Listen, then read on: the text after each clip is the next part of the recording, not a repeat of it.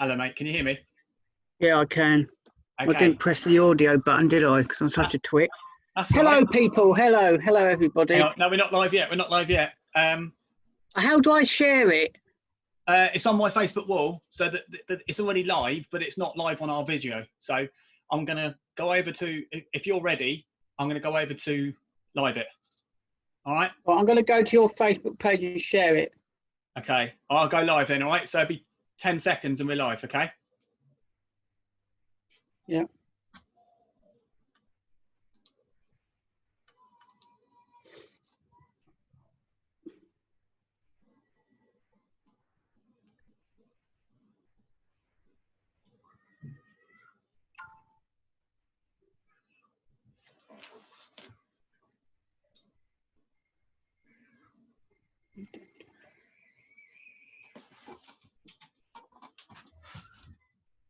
Non-stop nonsense. Yeah, it's gonna be good.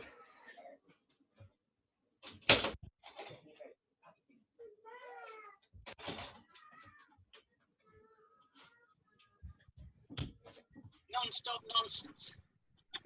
Yes. All right. Hello, Right. People. Hang on a minute. I'm just gonna log us on now. Bear with. Are you ready? Oh my God! It keeps repeating itself. Hello, people.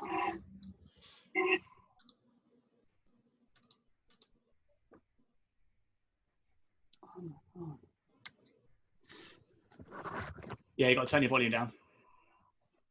Turn it down. How the devil are we? I'm all right, I think. I'm trying to get this. Yeah, because you're getting a bit of feedback. You're picking yourself back up on the mic. Just hold there a sec.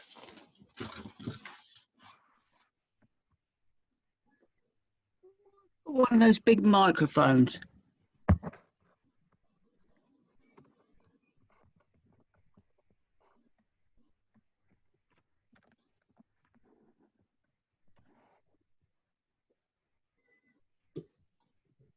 Hold up. A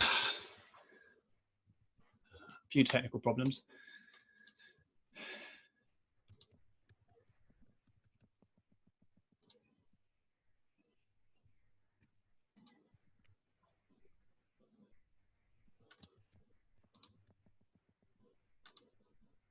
Oh.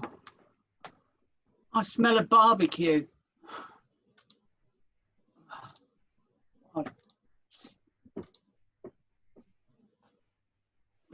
Right. We're How do I live, zoom in? How do I zoom my picture in? You can do what? Zoom. Are we live? Yeah. We're blinking. Yes, here we are. So, welcome to Facebook. We are live. We are live, people. Hang on a minute. I've got a bit of feedback. Bear with. Can you hear me? I can hear you fine. Right. It's kind of working. I've got you in my ear. Right. Anyway, so people of Facebook, it's awfully good to see you on this yet another lockdown period. My friend Graham here. For you guys, Right. he is known as Grem, and he is basically a legend, right? Okay. But Thank anyway, you, we'll get to Ben. the point of why we call him Grem in a minute. But he was just having his barbecue, so we had to run a little bit late. So we're just a little bit over time. We said 6 o'clock, but that's all good. You know, you can grab yourself an extra cup of tea or two, or gin or wine or whatever it is. But yeah, thanks again for jumping in on this stream. Me and Graham are really privileged to have you on board. We're just going to have a general chat. I'm just going to start off in a moment just by introducing Graham, and he can introduce me, for those of you that don't know who we are, but many of you do. So that's completely pointless. What we'll do is we'll start off with that, and I'll allow Graham to start with introducing me first.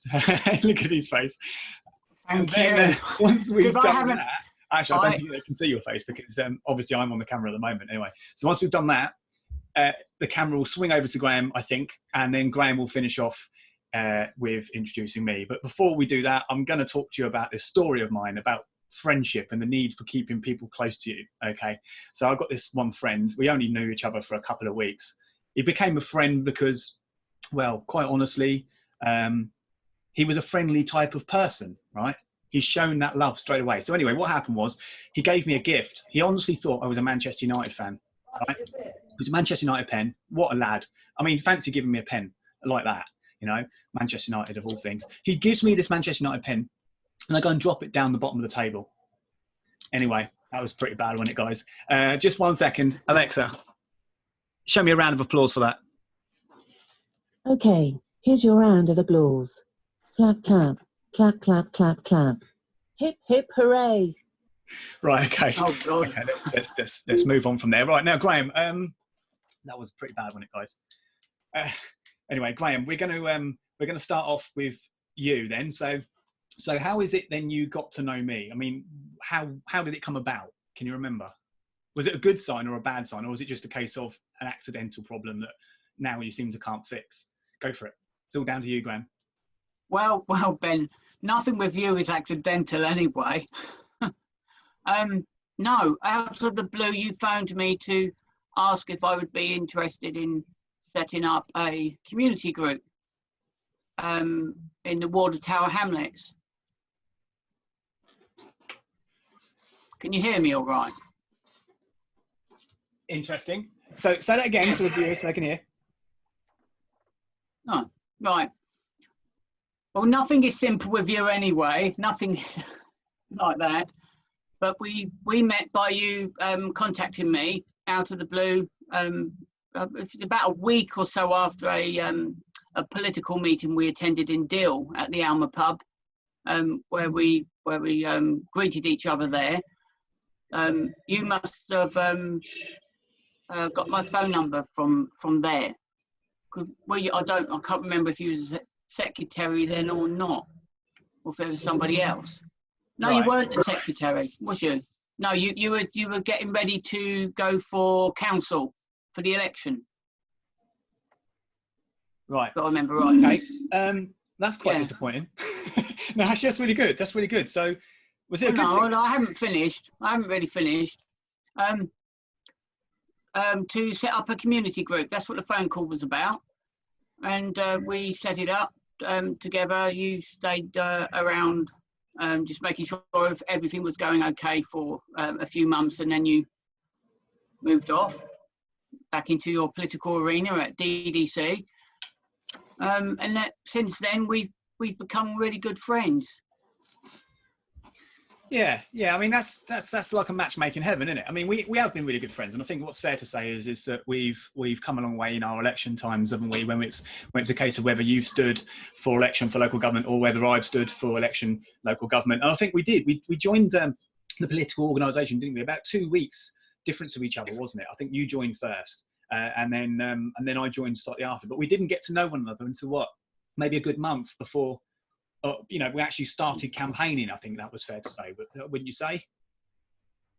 Yes, I think there was some sort of buffet at the Alma pub at one of the meetings, and I went over to you and I said hello, and and well, it's all history from there. Yeah. I mean, I'd say that's probably a good analysis. I mean, yeah, we've come a long way, and I think it's been a good laugh, isn't it, or two? We've had a few laughs on the doorsteps, haven't we?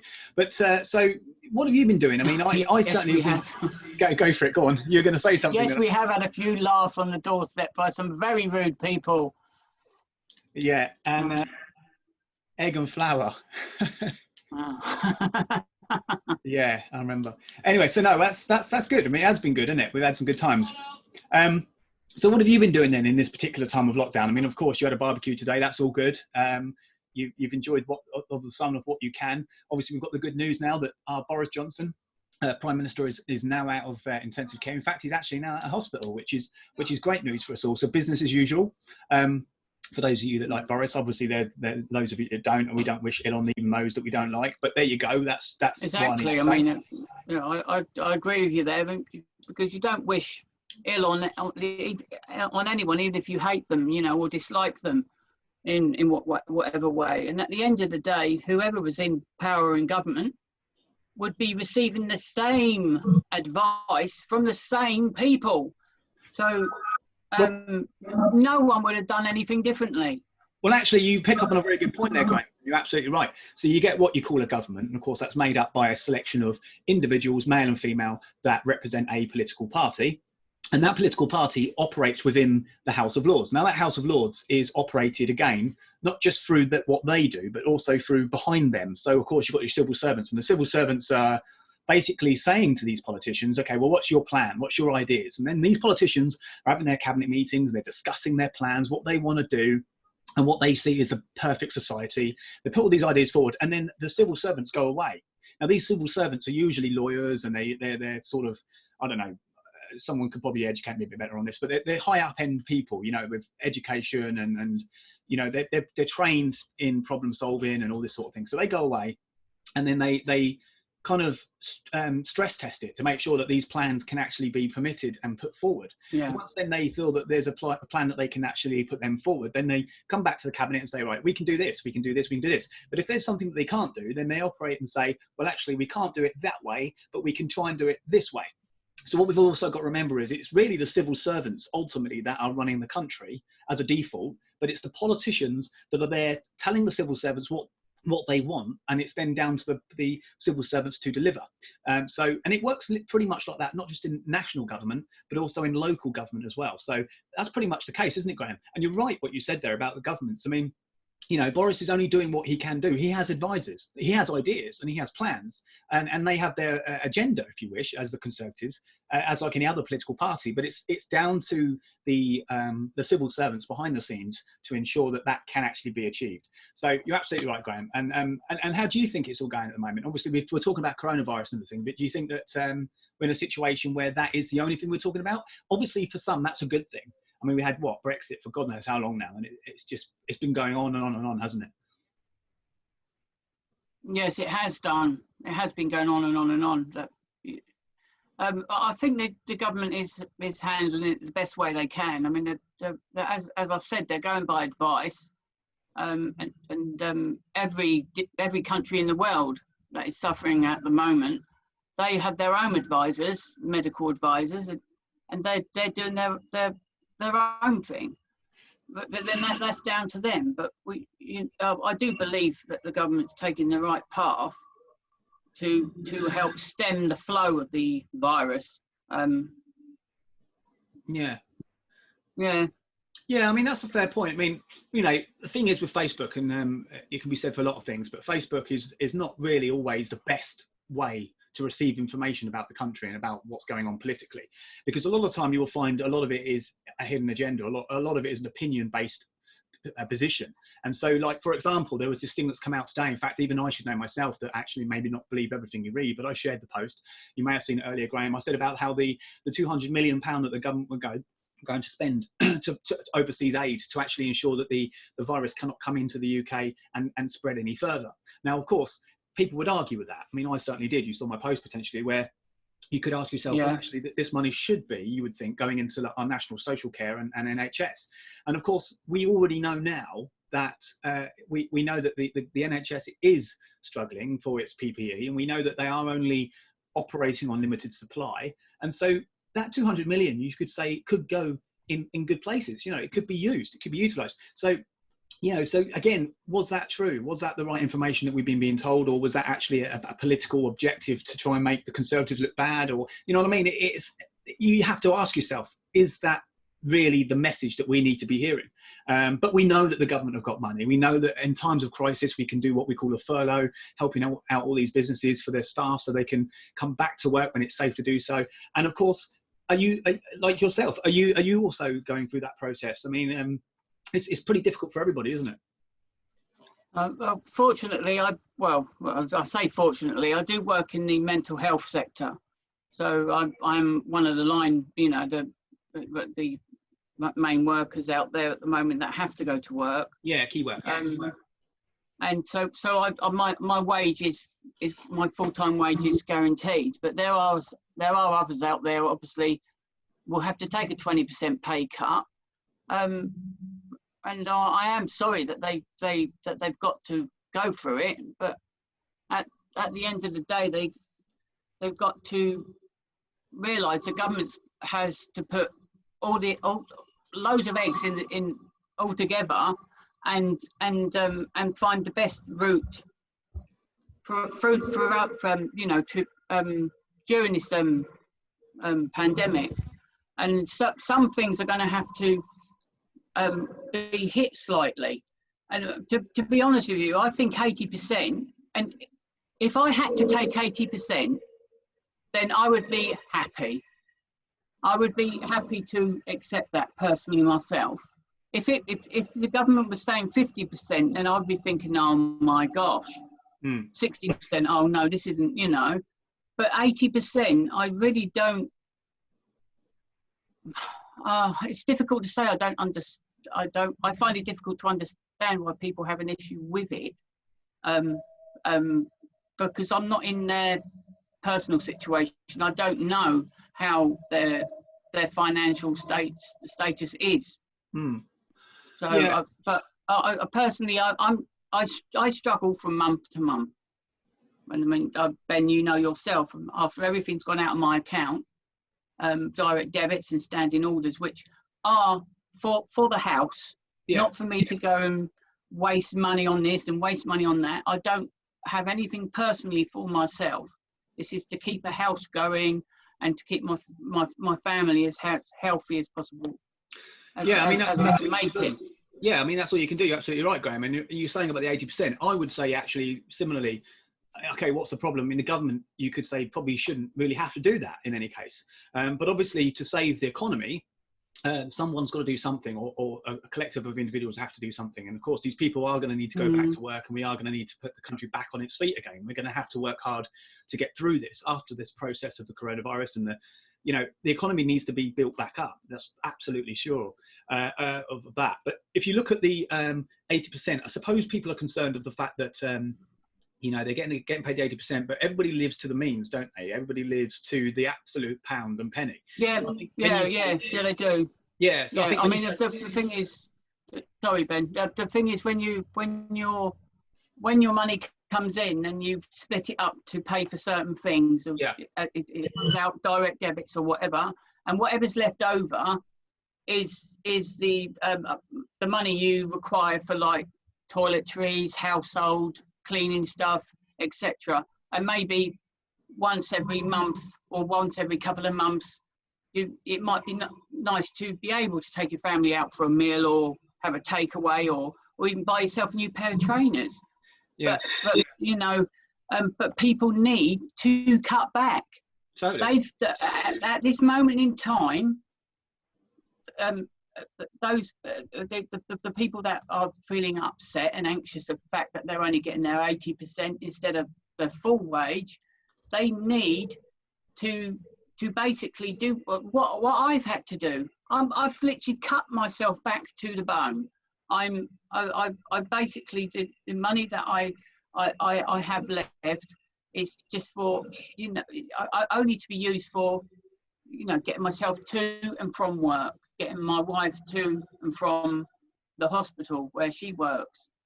So it's fuel costs and also with budgeting with food. We've started using the slow cooker an awful lot. So you can not a lot of people like slow cooked meals and stews and stuff, but I'm sorry, we're in a pandemic. Everyone needs to do their little bit, but not just adhering to the government's guidelines and staying at home, protecting the NHS and saving lives. We've also got to go extra. We've got to go further. We've got to cut our spending back as much as possible. Yeah. And literally, like as I was saying about the slow cooker, I'm able to do a meal for 5 people at a cost of around between £6 to £8. And it's even less. If it's just a vegetable casserole, you're talking about £2.50, £3. Yeah, and that's the point. And you said about a slow cooker, but actually, it makes food last more than a day, doesn't it? You can do something up. You can have it for 2, 3, 4 days, and then you've got a good 4 days. You can freeze it as well. as you know, you can freeze the items. Absolutely. But I think what we can say about this virus, and for those that didn't catch it, but actually have gone through the experience of the change of lifestyle, if you like, the immediate change of lifestyle, I think we can also say for these people particularly that they're going to now learn, certainly, to be able to adapt to that change. You know, that the whole thing of, you know, watching the pennies and budgeting, which something really we've never really had to do in life. Not today's society. Do you know what I mean? We've always been fairly fortunate. You know, like a new phone comes out and within a couple of months, maybe we'll be able to get it, or we'll have a plan on some way of being able to get it and pay it off later or something else. You know, these things aren't always a priority now. You know, we're in a situation where food comes first and living comes first. You know, so actually, you're absolutely right. I think it's an interesting time, and I think also that we've not been able to, express our freedoms as we would normally has taken a toll on people. I think, you know, we don't know how lucky we are, really, when you think what we have as society and what we're allowed to do as human beings, and then to have what we've got taken away from us temporarily. Yeah, I mean, the thing is, this lockdown isn't a full lockdown. We've still got some freedom to go to the shop. Yeah. You know, if it was a major full lockdown, it's different. But we're still able to go out for our walks and exercise. Getting onto that part, there was a Facebook post by some lady, from a different page that somebody, one of my friends on Facebook, had shared. Yeah. And she's basically stating that it's a video. She filmed the police basically, as she said, interrogating her. You may have seen the video, Ben, yourself.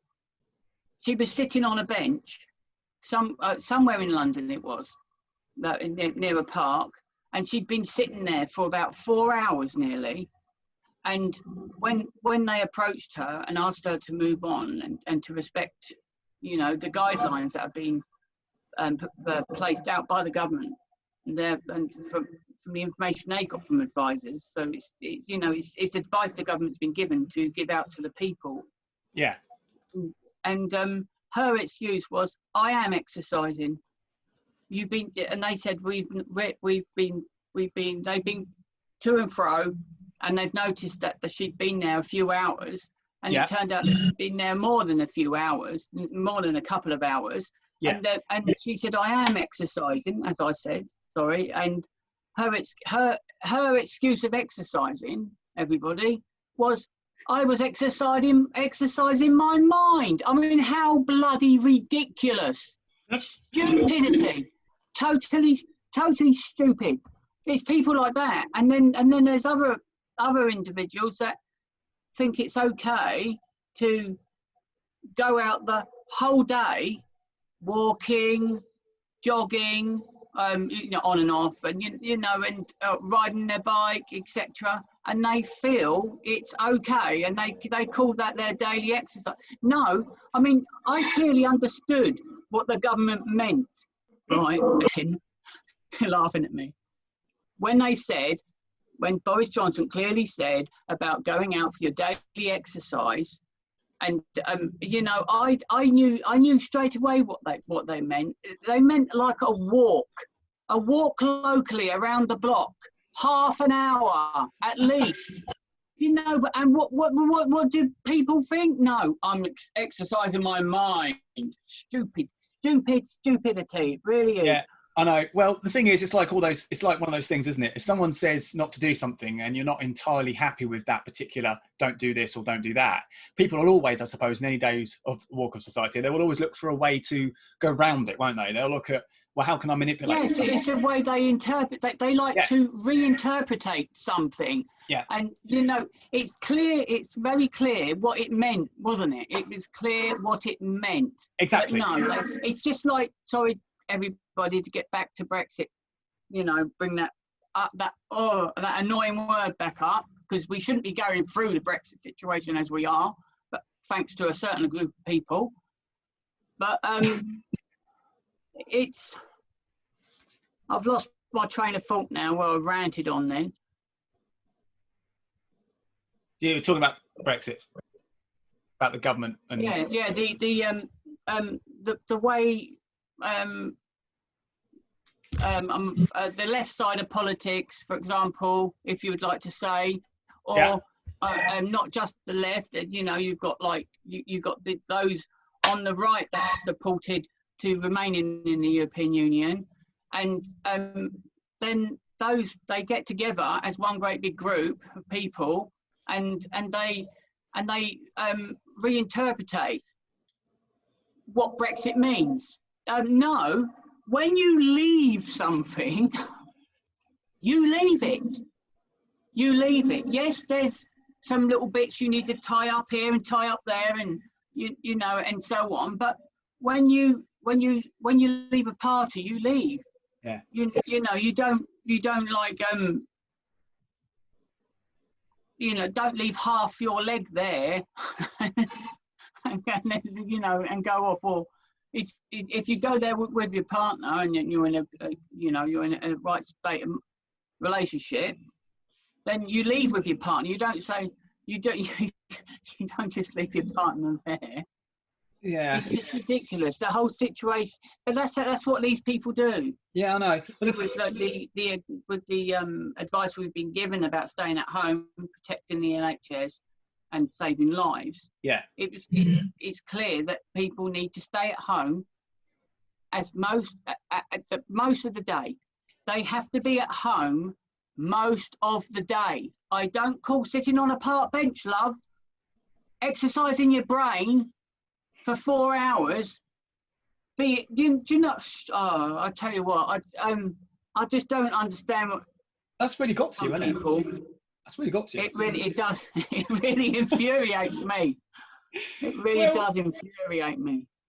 Yeah, I mean, everybody. It's like Brexit. You talk about Brexit, and we'll just jump onto that very quickly, and we'll shoot back straight off it again. But yeah, we'll talk about Brexit. We'll talk about people that didn't want Brexit and those that were looking at fake news to try and deter away from the facts. And even now you get people that go, oh, but the misleading facts. No, the facts were the facts, and the facts were portrayed very, very clearly by the Leave side, regardless of whether you're a Leave or a Remainer. We know it's the truth. We know the Leave side had the initiative, and people believed in it. And you had the Project Fear, and they tried it and tried it again and tried it again, and money came into it, and it got really messy. But yeah, I agree. Once you've left, you've left. It's like it's like a marriage. You leave a marriage, you leave the marriage. That's the end. You move on. And it's the same with the European Union. It's a marriage that broke down. And so it's now time for nation-state democracy to relive and to work. And it proves the point that countries do work better on their own. They don't get me wrong, they do work better on their own, but working outwardly towards other nation-states and working across the whole entire globe, but not to be dictated to, as you and I both know, by a small political organisation that calls itself the European Union, which is only a small percentage of the world's economy. It doesn't make any sense whatsoever. So anyway, that's Brexit done. We weren't going to talk about Brexit, actually, guys. I don't know how we got. No, I know, but it always ends up back on it because I'm sorry, everyone. I'm really sorry. I've got to carry on with Brexit for a second because with this current situation we're going through now with this pandemic, that there's already groups of people gathering, and from all different parts of political life, they're all gathering, and they are rearming themselves. And you every now and then you'll see a post come up on Facebook or Twitter, and it will refer to along the lines of, well, let's go into this a little bit easy for the general public, they're thinking, and they'll put something out like the following. They will say, like that they have said, sorry, maybe Brexit should be put on hold for now. We know your game, mate. Take yourself up the river without a paddle or something. We know their game. We know what they're up to. Yeah. It's anything to try and put a spanner in the works. Do you know what I found? I'm sure Boris will stick to his guns on that. Yeah. He doesn't want to back. He doesn't want to back down on that at all. No, he doesn't, and I don't think he will either. And I found it quite amusing. Well, not amusing, but frustrating. When, of course, he, as we know, all of us know now, that he went into intensive care, and of course, people were sort of saying, well, actually, is he going to need to stand down? you know, because of his official duties. Is he going to be able to conduct his duties? What's that all about? Of course he will. I mean, the only way he's not going to be able to achieve his responsibilities is if he's physically not able to do so. God forbid the worst should happen. But the fact is that, what are you trying to say? What, are you worried that, oh, hang on a minute, maybe we don't want Boris in charge because he might just do a good job? Yeah, I get it. So, no, Boris is going to be good. He is already doing a good job. And, of course, we are already leaving we've already left the European Union, but we are also in the process of putting our UK legislation back in place, unpicking the mess, if you like, that the European Union have unravelled us in over the last 20-odd plus years. So, you know, we are in a good slow process and I think, yes, admittedly, things have slowed up in the sense of the whole Brexit discussions, but I think they will just generally happen behind the scenes and people will get a say on these things as and when they happen. And coronavirus is taking the absolute importance. And I think that's absolutely right now, that is the right thing.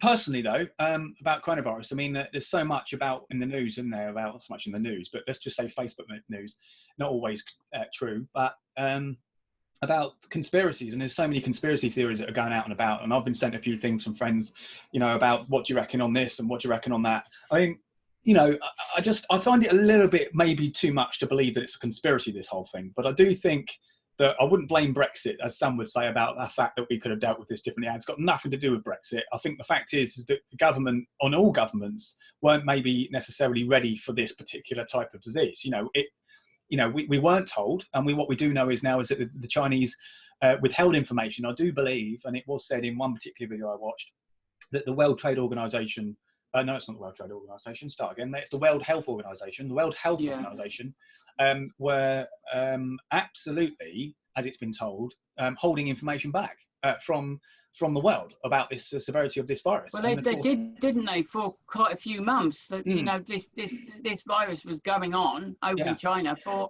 quite a while. Yeah. Before they released, you know, the information, they probably thought to themselves, we're going to have to say something. Well, the thing is, you know, if you take the Soviet Union, we take like Pripyat, you know, the explosion of the nuclear power station back in the 80s, the early 80s. And of course, we knew already by then that the government at the time under the Soviet Union was leading a political sort of movement that was basically allowing people to know only so much and covering up a lot of the information about the severity of the particular disaster. And of course, it wasn't until later that other countries had discovered just how bad that the explosion was for them to then start taking action. Similarly, the Chinese regime, the Chinese government, you know, the fact that they are a similar type of Soviet Union of today, of the fact of, well, they have you believe what they need you to believe. And of course, they kept everything under wraps and they thought, well, actually, this will just blow away. But of course, it didn't, did it? It's gone about the world globally.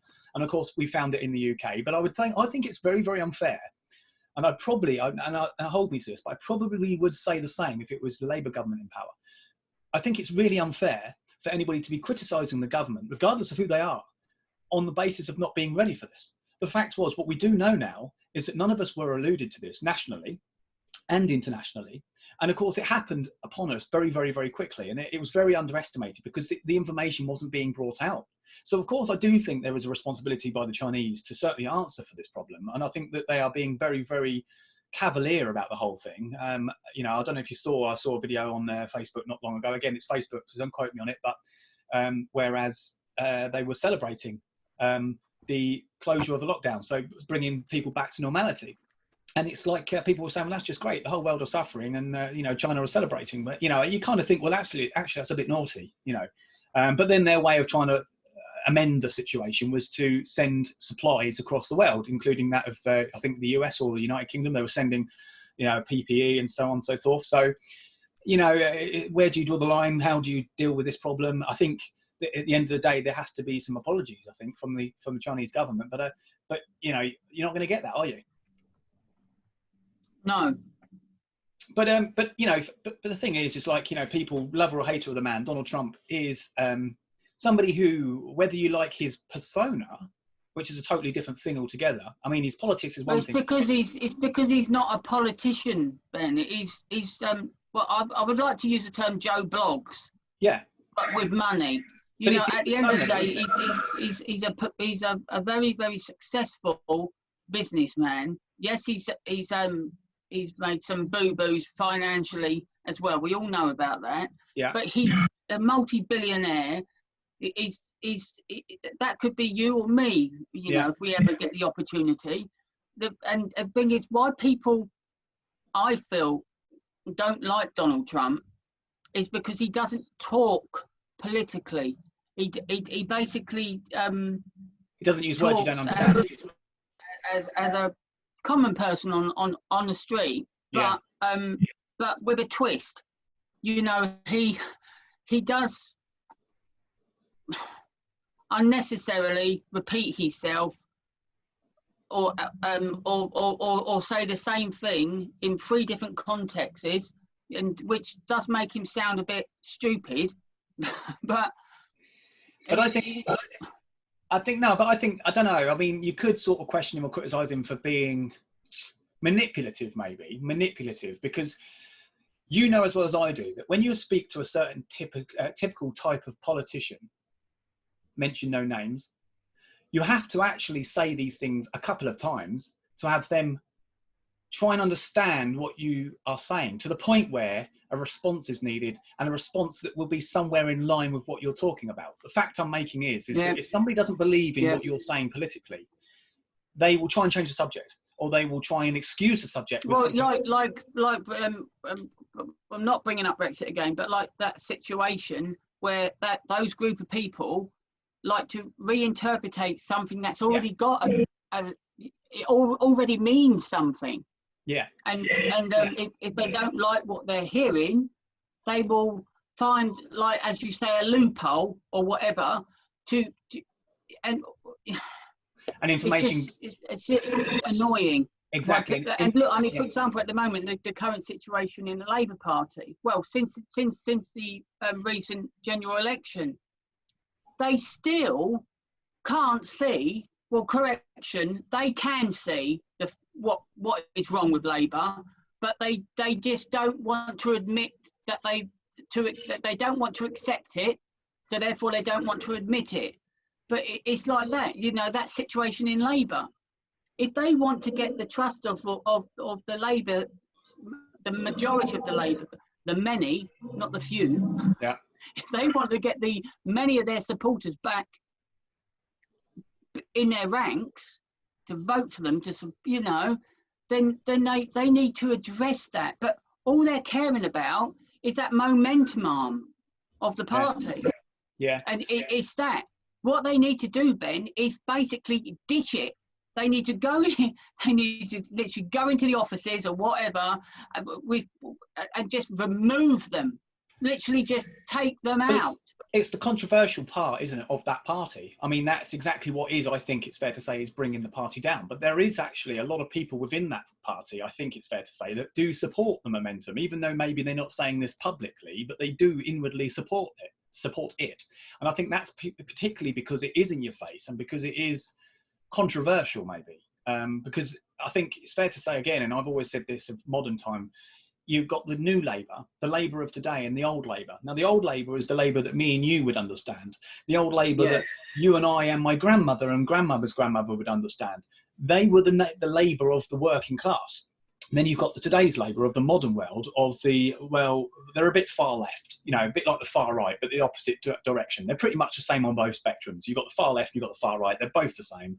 And of course, that's the problem. And that is what's bringing the Labour Party down. But when you need a government and a main workable opposition, you need that in the Labour Party. And that's just something, sadly, that we haven't got. And I think people think now, just because we've got Keir Starmer in as leader, that somehow this is going to be a better situation for them. I don't think it is. No, it's the way. No matter who. No.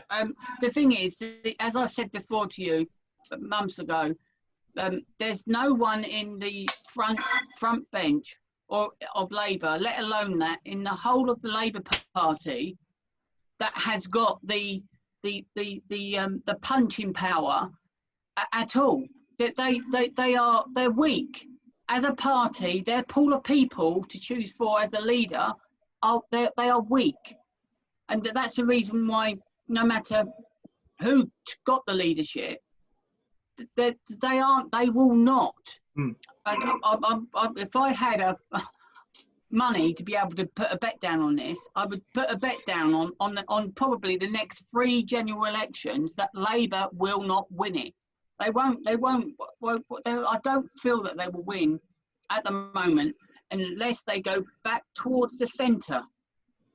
Yeah. Again, talking about the centre of politics, it's normally the best place to be, because you become broad church, so you can venture a little bit to the left to do, you know, and a little bit to the right, and you know, but always remain central, and whatever fits the situation, the issue, if it means adapting slightly to the right, like a Farage right, which is just slightly right, you know, it's not far right like everyone rants on about.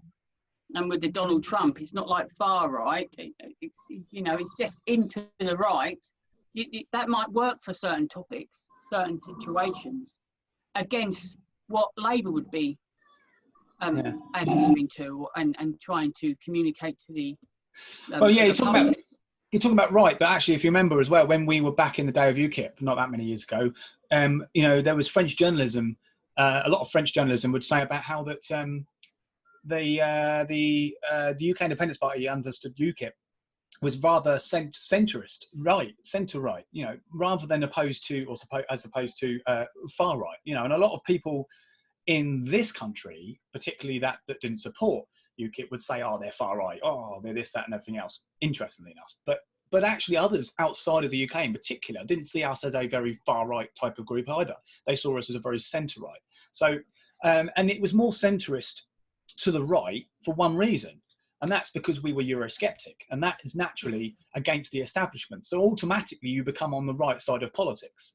And that's why we were on the right side, pretty much. I mean, after all, a lot of people used to say, well, what are UKIP? They're just a Tory-like version of the Conservative. Yes, they were. In a sense, we were.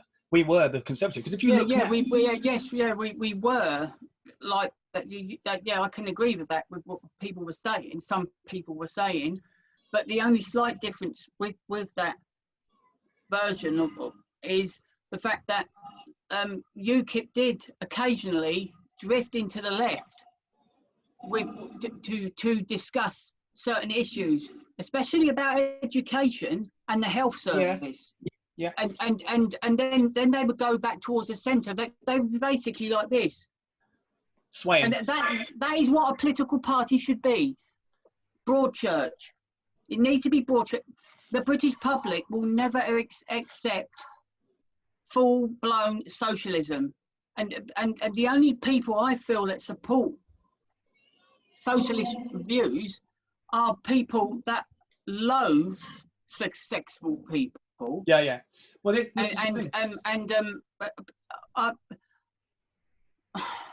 I agree with them in some respects, with the fact that there are some people out there that are really, really, really wealthy, that are complete, utter, you know, bum wipes at the end of the day, and I can understand certain point there, but if you listen to any argument or if you have an argument via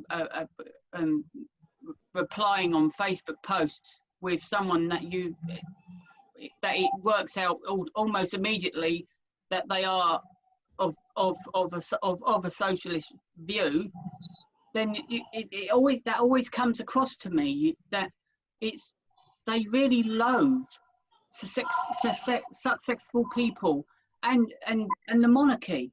Yeah. They just don't. That they basically feel that people in like the monarch, the Queen, closest family, and successful people, they feel, you know, them everything. Well, no, I was brought up like this.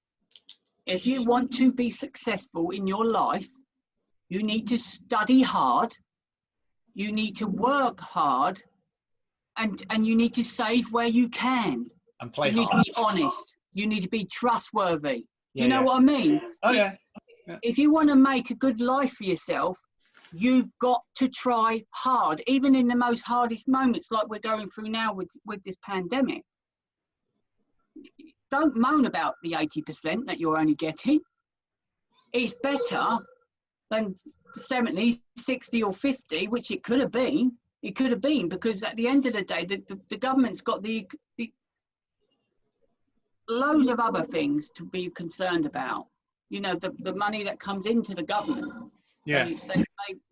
They've got to work this out right, because to the best of their ability, and they've actually gone probably further in a lot of respects than the Labour Party probably would have, looking at the way the Labour Party were with Corbyn.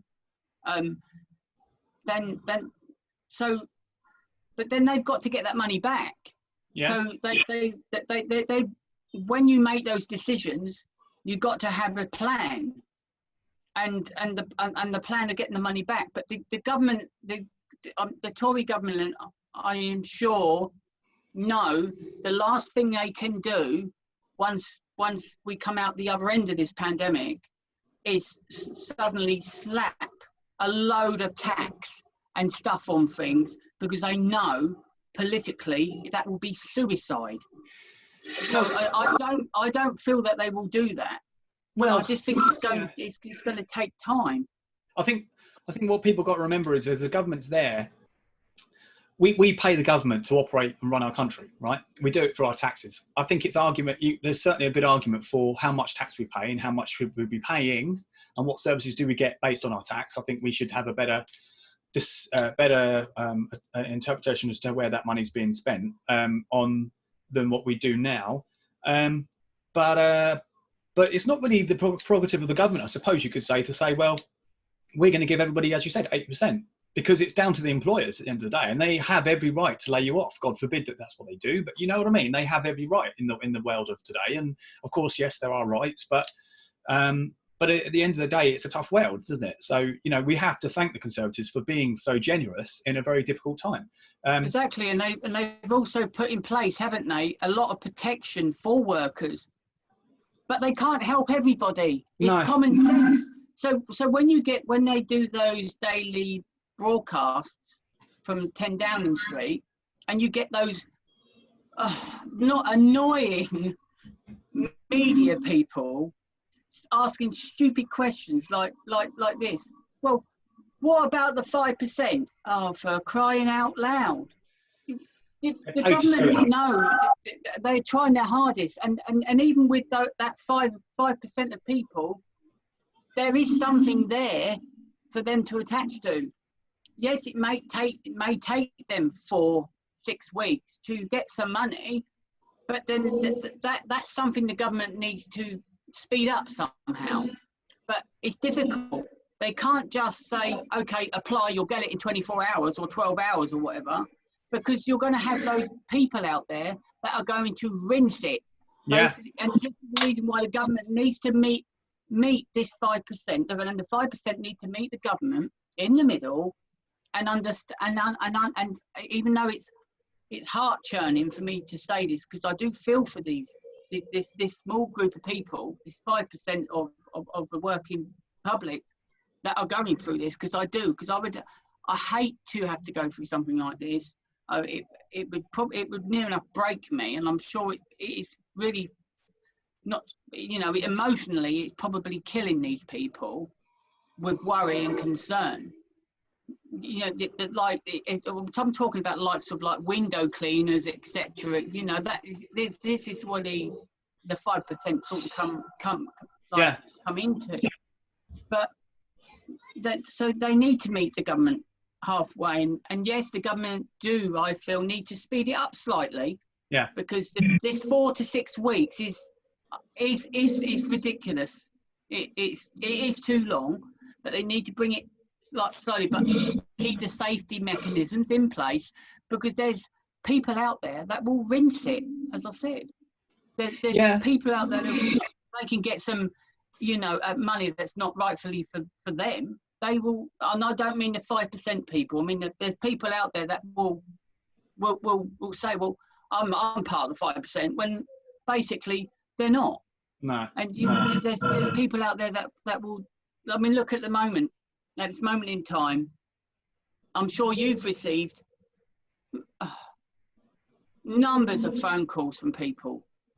And I haven't answered any, because if anyone rings me and their name does not come up on my phone, I don't answer it, because it's bound to be some twit-twonk from somewhere somewhere else in the world. I just wonder what you're going to say then. I just want to shout out. Have you had an accident and all this business? It's bloody I'll do ridiculous. a quick shout out, guys. Right, so we have a few people on. Thank you for sticking around. Quite lucky considering the subjects. Not everybody's cup of tea. But yeah, so we've got Ryan and Holly. Hi, nice to see you guys. We've got Hugo. We've got Craig as well, if you're still on. Good to see you again, mate, on this stream. Graham, so what have you been doing then? I mean, this time of lockdown. I mean, what is it that's been keeping you ticking? I mean, obviously you've been walking the family dog. You've been going out when you can, I suppose, for the essentials. But how have you got through this? I mean, I have slept quite a bit, actually, me personally, and there's not a great deal of things to do. I mean, I'm trying to work on other things. I was thinking about writing a book as well. That's coming along slowly. But so what have you been doing? If you wrote a book, it'd take forever. It would be never ending. Yeah. Because you will write as you talk. So it will just go on. That Actually, happens. it could be volumes. So, Yeah. so how's family then? I mean, have you also noticed, just jumping one from another, obviously answer the first question in a moment, but I mean, have you noticed just how crazy people are as well at this time? You go out of the house and people are, I don't know, how do I put this? So I was walking through Morrison's aisle the other day, and I knew where I was going, and I was kind of just standing there by the aisle looking at a couple of items, and there's this one person that's come by me, and they've just done a circle around me because they were trying to avoid me with a 2 meter distance, but they didn't know where they were going, so they were dancing around me unknowingly, and I kind of looked around without them realizing I was looking, and I was thinking, what are you doing? You know what I mean? But I was kind of feeling really awkward by this strangeness, so I moved away. And I carried on doing what I was doing, but I've noticed that in a lot of people, they're so like literally taking it seriously, which is a good thing. But it's like the whole standing on the white lines. You've got lines on the floor, 2 meter lines between each other, and people are physically standing between those lines, on those lines. And it's like the world has gone a bit balmy over this whole thing. I mean, it's like the plague. Well, it is, isn't it? Yeah, it is like a plague. But how I've been handling the situation quite well. Yesterday, it was my first day that I felt bored. Right. I started to feel bored, and I'm thinking, oh my gosh, imagine if this was like World War II. We've got like 5 years of it, 6 years. Just hold on to that for a moment. I think you've got to remember as well, World War II, people were probably not so bored because they didn't know what the meaning of bored was. The fact was they didn't have all this technology. They didn't have all this. Exactly, yeah. So I agree with you. Do you know what I mean? They'd throw rocks in the garden and that would be fun. I'm not knocking people that found that was an interest. I mean, obviously there's each and everyone's interests are different from one another. But the point I'm making is that however basic it was back then, they entertained themselves. I don't know, run around pretending they were meerkats or something. Yeah, I can remember my mum telling me a story. Actually, because 1941 she was born. Just before she was very young, and she can remember it slightly, but she can remember some sticks, and she used to do this with us kids as well. She'd lay the sticks on the grass at home or in the square, and we would be trying to get stones in between the lines of the sticks, and also marbles, for example. I mean, I was playing with marbles when I was, obviously not until up to now, but it's just all that sort of thing. Yeah. I do agree with you. Technology is the issue here, I think, why people probably are finding it difficult. and probably why I became bored for the first time yesterday. Because we come to rely on checking our phones like every now and then. It's like it's a third arm or a third leg or something. No, well, I'm sure some of us would like a third leg, but it's not always possible. Moving on. I was going to say, hang on a minute. Alexa, give Graham a round of applause. You have a boy's tail enabled. Do you want to open it? Oh. Alexa, give Graham a round of applause. Alexa? They don't want to give me Graham a round of applause. Okay, here's your round of applause. Clap, clap, clap, clap, clap, clap. Hip, hip, hooray. There you go. Took about 3 chances. Very, very rude, that person. Anyway, I wonder what gender she is. Is it a she? Is it what sort of gender? What gender do you think that is? Well, from the era of where we came from, I would say female. But I think in today's world, you can't say that, can you? No, she's probably like a fish finger or something. Could be anything, really. Could be Exactly. anything you want. Well, it's anything that suits the problem at the time, isn't it? You know, like, you know, that's what this whole thing is about, isn't it? It's where people don't want to be classed as something. It's you know, a gender maybe. It's just to make someone feel accepted in their own mind. Well, basically, yeah. You know, it helps with their mental health, maybe. Basically, yeah. Yeah. I mean, you know, it would come to a day and age whereas if I said to you, Graham, you've just met me, all right? We're on the subway. Don't know why I said that. I don't mean the food subway either. But that's irrelevant. We're there, right? We're near each other. We've just met. Yep. And you said, hey, man. And I was like, no, actually, I'm a giraffe. Yeah. Now, you would think I was strange for saying that. And admittedly, it would be strange. But, you know, that would be okay today. You know, because if I put that on a job job CV, they'd probably not take me on. But the point is, I could be allowed to do that. I could be allowed to do that because that's them knowing who I am, right? That's what I want to be known as. So we have come to a stage in this world where, in time of life, where that is a perfectly normal thing in society, which is madness. It is madness. I can't understand why we just don't have man and female and carry on as we were. But then you say that, I just did, and then you get classed as a dinosaur. You know, a dinosaur at 35, mate. Yeah. You know, oh, that's old school. You know, we're not in the 1930s. No. Still a man.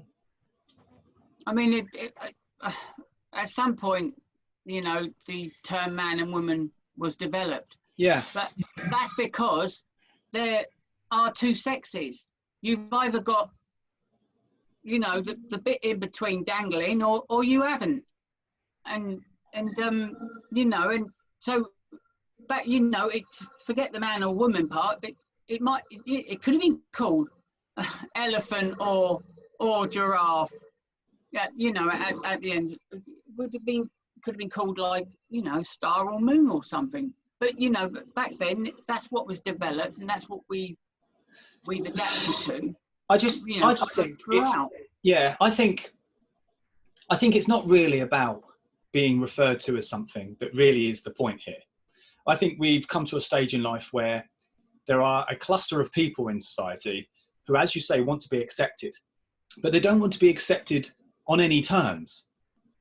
What I mean by that is, if they want to be known as a person, because evidently that's what they are, they might want you to refer to them as a person, but they don't want to be confined to that person's, that being of the person. They want to be whatever they want to be, so they can take offense.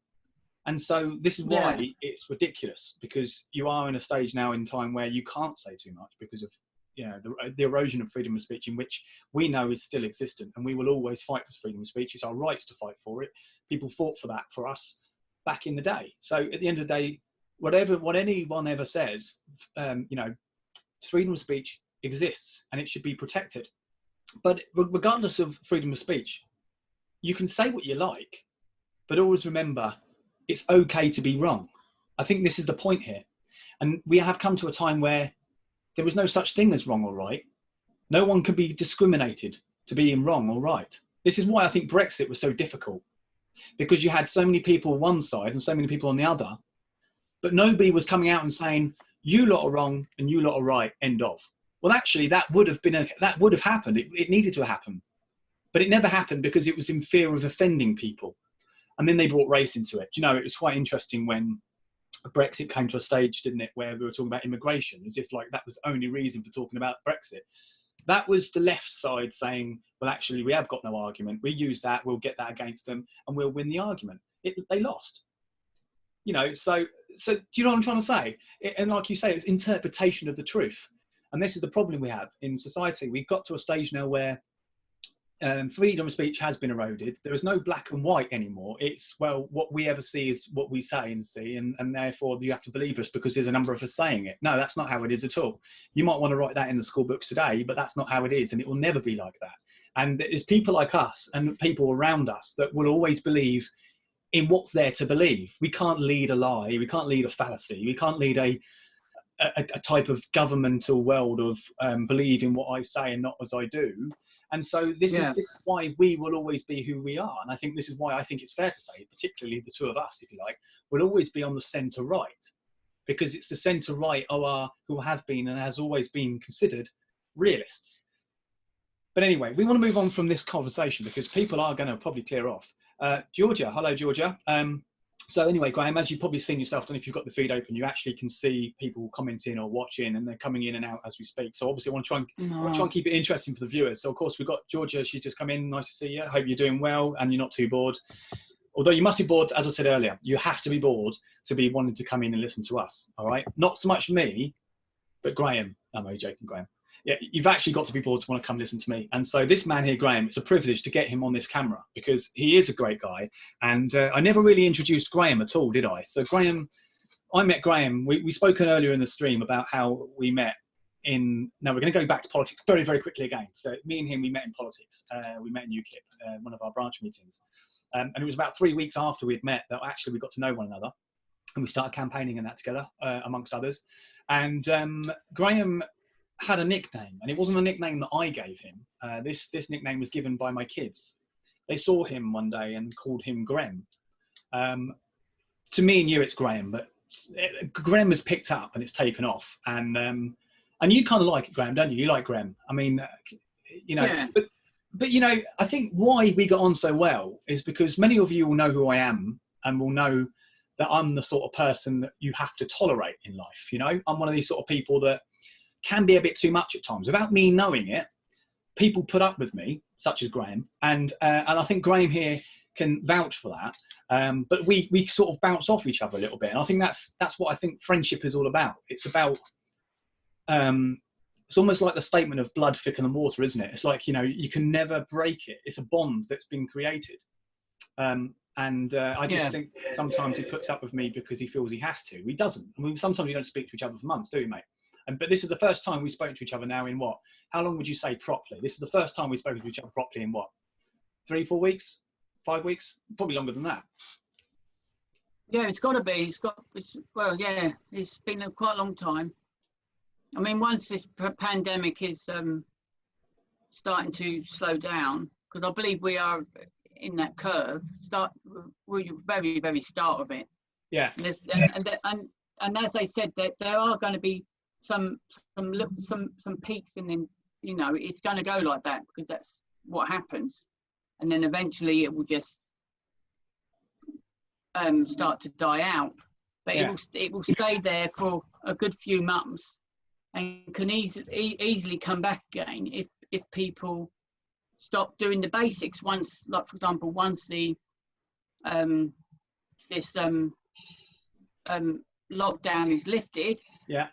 If people then think, oh, I haven't washed my hands yet, you know, or whatever. I've been outside and I've come indoors, and you know, as soon as you left your house, you should go with clean hands out, and when you come back in, you should wash your hands again. You know, it's things like that. If people stop doing that sort of thing, after the pandemic is slowed down, and it's still there, but it's just waiting for a peak. It's waiting to attack again. So people just need to keep up some of the government advice. Once the lockdown has been lifted, they've got to keep up with the hygiene. Really, I would say would be the main thing, and probably still not trying to get too close. But wouldn't you say though? Wouldn't you say that where you can? Yeah. No, I totally agree with you. But I mean, wouldn't you say though, this whole lockdown? I mean, like, given that we've been locked down now for 3 weeks thereabouts? Yeah. I mean, let's just say now. It's 3 weeks tomorrow. Yeah. Isn't it? Yeah. So let's just say, right, so we've been locked down for about 3 weeks. Now, what did they say? It was about two weeks, was it, for the isolation process or period? So if we're talking 3 weeks now, that we've all been doing as we have, which is being locked down and only going out for necessities and so on. Surely then by next week, you've got to ask yourself this question. Surely by next week, nobody should have the virus in the UK, right? On the basis of that, which nobody is coming back into the country that's not been tested. You get me? Yeah. Because technically there is the odd few people out there that are not adhering to it, or only half adhering to it. Like they're meeting up with family members outside of their family, their immediate family. They're going outside to meet their cousins or whatever. It's those sort of people that still can cause that threat of the recurrence. But if everyone was abiding by what's that? Not until. Yes. Not until I've drunk this. Go on. Right. Sorry. Yeah. Where was I? Yeah. So I've lost my point. Never mind. I think those listening, if they are still viewing this, will hopefully agree that we all need to do our bit, and still do our bit within reason after the pandemic has really dipped, and it's on its way out the back door. Yeah, I think we need to go down the route of sort of certainly treating each other differently. I mean, I've heard some opinions based on the fact of how everybody is of the view of we're all in this together, and when we go back to normality again, hopefully it won't be too far from now, that we can sort of look upon each other differently, to the extent that, not be so quick to stab the knife in someone's back over something, you know what I mean? Because actually, they're just doing what you're trying to do. They're just trying to survive. They're just trying to live their life, you know what I mean? So what gives that person a given right to take umbrage against that person because they don't particularly like them for whatever given reason? Talk about it. I think that's the most important thing in anything, is communication. If you've got a problem, talk about it. But the trouble is, I think this is a general thing of problems in people, is that when you have a problem with somebody, usually people don't want to talk about it because there's always one person that knows they're in the wrong. And that one person will never want to own up to that. So that's why you have a problem, and that's why you can never get down to the problem, because you've got somebody who just physically wants to believe in what they believe in, and they won't listen to reason. And so I think what we need to do is we need to go beyond the coronavirus. We need to sit down and take more time out for people, and look out for people a bit more. And I think we will. I think this is proven to be a stage in time where I think we've now looked upon people differently, maybe, because we're all in the same situation. We're all helpless to this. And so we've all got to take advice. We've all got to do what's best. And so I think there can be a lot learnt by this. And I think, and I feel sorry, I've said this before in a previous video I did, I feel sorry for the youngsters of today, particularly those that are finishing school. They've come to a stage where they're leaving school and they might not actually get to leave school officially like we did when we were at school. We got to say goodbye to our friends and family, or friends, should we say, and their families and whatever. We celebrated the last day of school, congratulated each other and said, good luck for the future and so on. But people nowadays aren't going to be able to do that, potentially, depending on how long this lockdown goes for. They could be finding that they are leaving school without actually physically going back. So that's quite a horrible thing, and that will go down in history for many people. Even though we might want to forget the coronavirus in weeks to come, like those do with Brexit, people will be wanting to forget the coronavirus, but people won't. They'll be brought back to it. Oh, I remember when I was at school. Yeah, I didn't get to see the last day of school. You know, I left this time, and I left 6 months earlier. You know, and this is the thing. So, you know, there has been a change for people that maybe me and you might not be able to understand. There's so many different things that this has done for people that not everybody is being affected in the same way, but in different ways. So, Yeah. So Graham, what's your plan then? So, I mean, you've got what now? The next week, have you got any jobs to do? Have you planned anything? I mean, obviously you can't go out and have a party, but you know, I'm assuming you keep yourself busy, are you? Well, I've spent I've been doing this in bits and bobs. The back garden, I've literally got rid of all the weeds because it was like the wilderness out there, everyone. It was ridiculous. So spent some time on that over a couple of days. That took forever. I've literally got rid of most of the roots to the weeds as well. And they're all bagged up. Of course, the tips are closed at the moment, so they're all bagged up and sitting in the garden, but they're neatly in the corner. I've resorted my lilies, my potted lilies that I started to come up, made sure that they're okay and not going to get the lily beetle. It's this nasty little beetle. It's got like a red belly. Was it red belly? Yeah, it's a red top and a black belly. So when you go to get it, it'll fall and always land on its back, and you can't find it because it's the same colour as the bloody dirt. But they're nasty. They just eat the plants like crazy.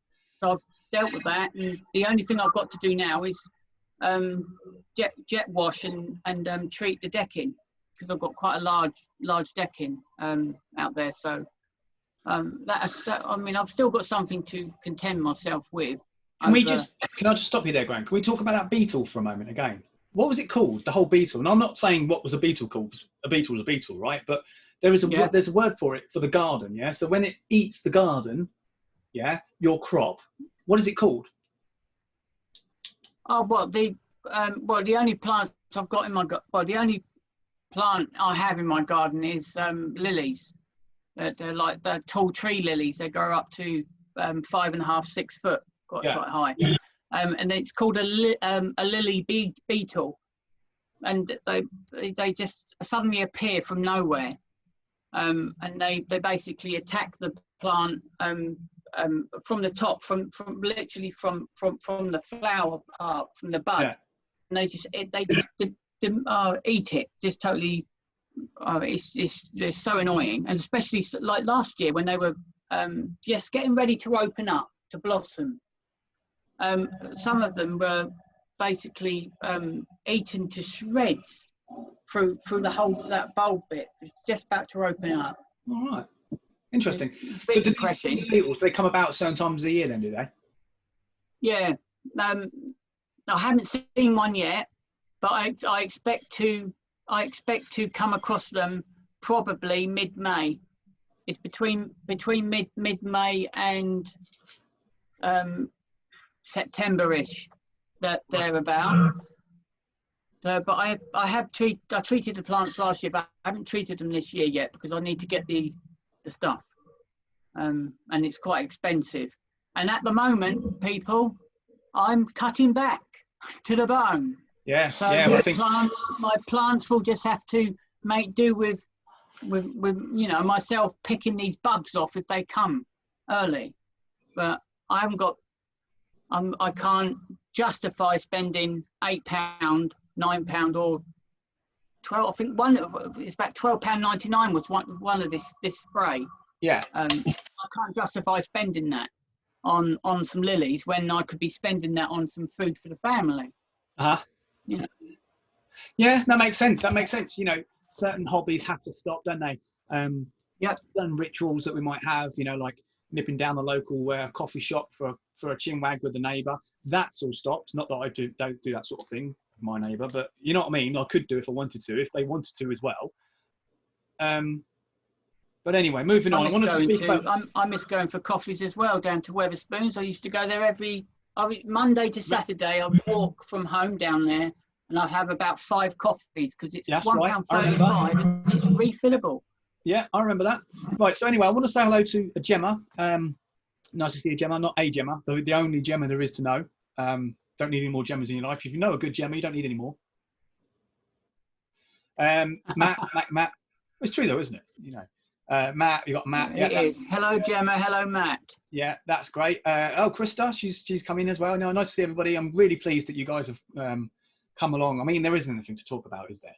I mean, really, right now, what is there to talk about? Although I will say to you, Graham, right, obviously in our time of knowing one another, funniest moments. Funniest moments. I'm not sure if I should have asked you this, but... No, I'm trying to think of one. Was it that many or just none?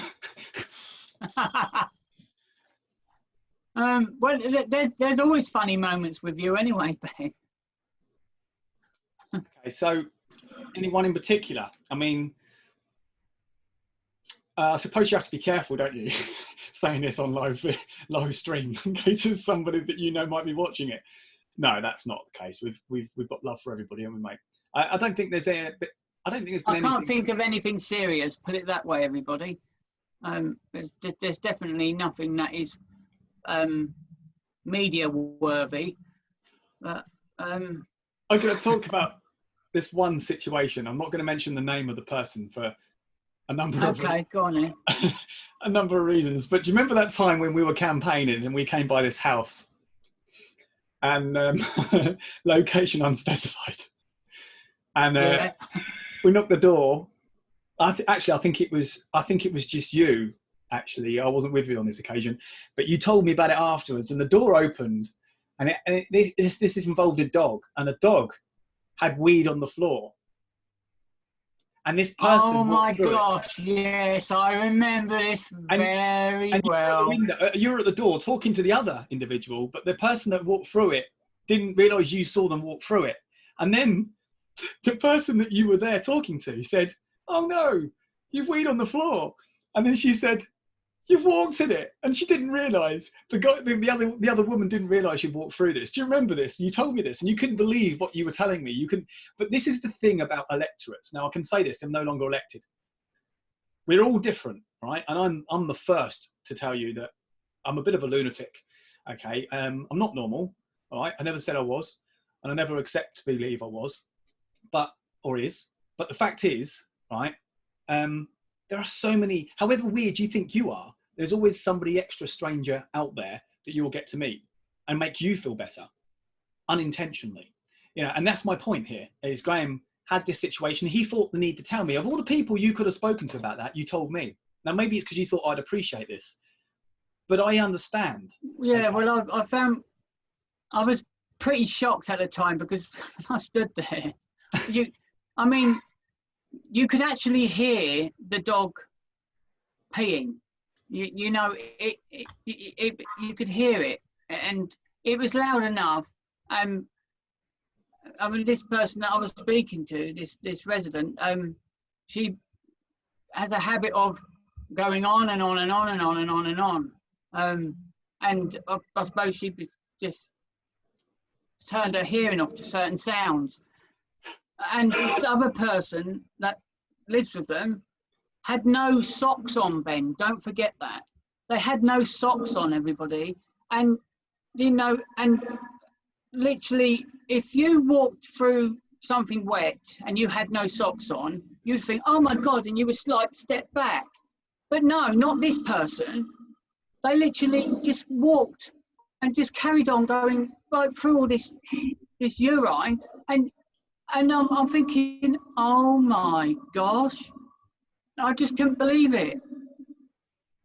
Right. Oh, for crying out loud! It was just... And because you said it so. Oh, and yeah, and then that person went to the kitchen to get themselves whatever. I think it was a drink or something, and not that it matters, and walked straight back through it again.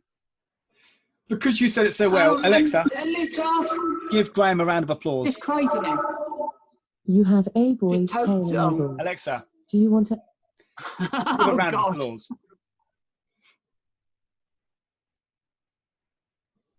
Alexa, give a round of applause. Okay, here's your round of applause.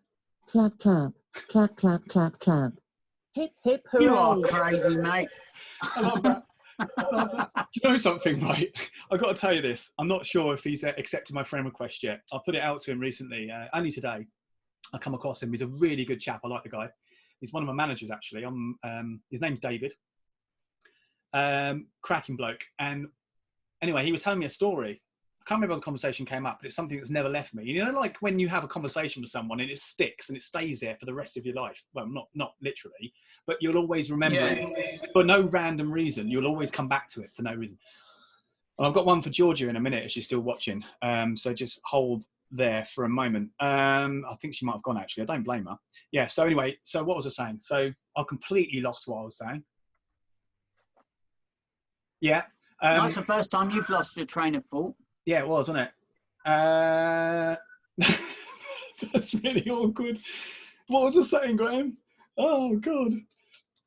Oh, don't worry about it. We were talking about like funny moments. We mentioned about the incident with the dog and the wee. Oh, no. It's gone. Anyway, I'll talk about my friend Georgia, work colleague. I was working with her one day. At work and I was on passports at the time, and I remember this passenger came towards the window, so I scanned their passport, and then I leant on the side of the table, right, because I dropped the passport down by the floor, down the side, and yeah, I've leant down to pick it up, but as I've leant down, I've put my weight on the table and it's gone over, right, everything's gone over, it's all hit the deck. And I'm talking the computer, the monitor, the lampshade that was by the corner, pens, everything, every single thing had gone on the floor, right? Bearing in mind, luckily for me at this case, that nothing had broken, right? Nothing, not even a crack on the monitor, nothing. Everything was all good.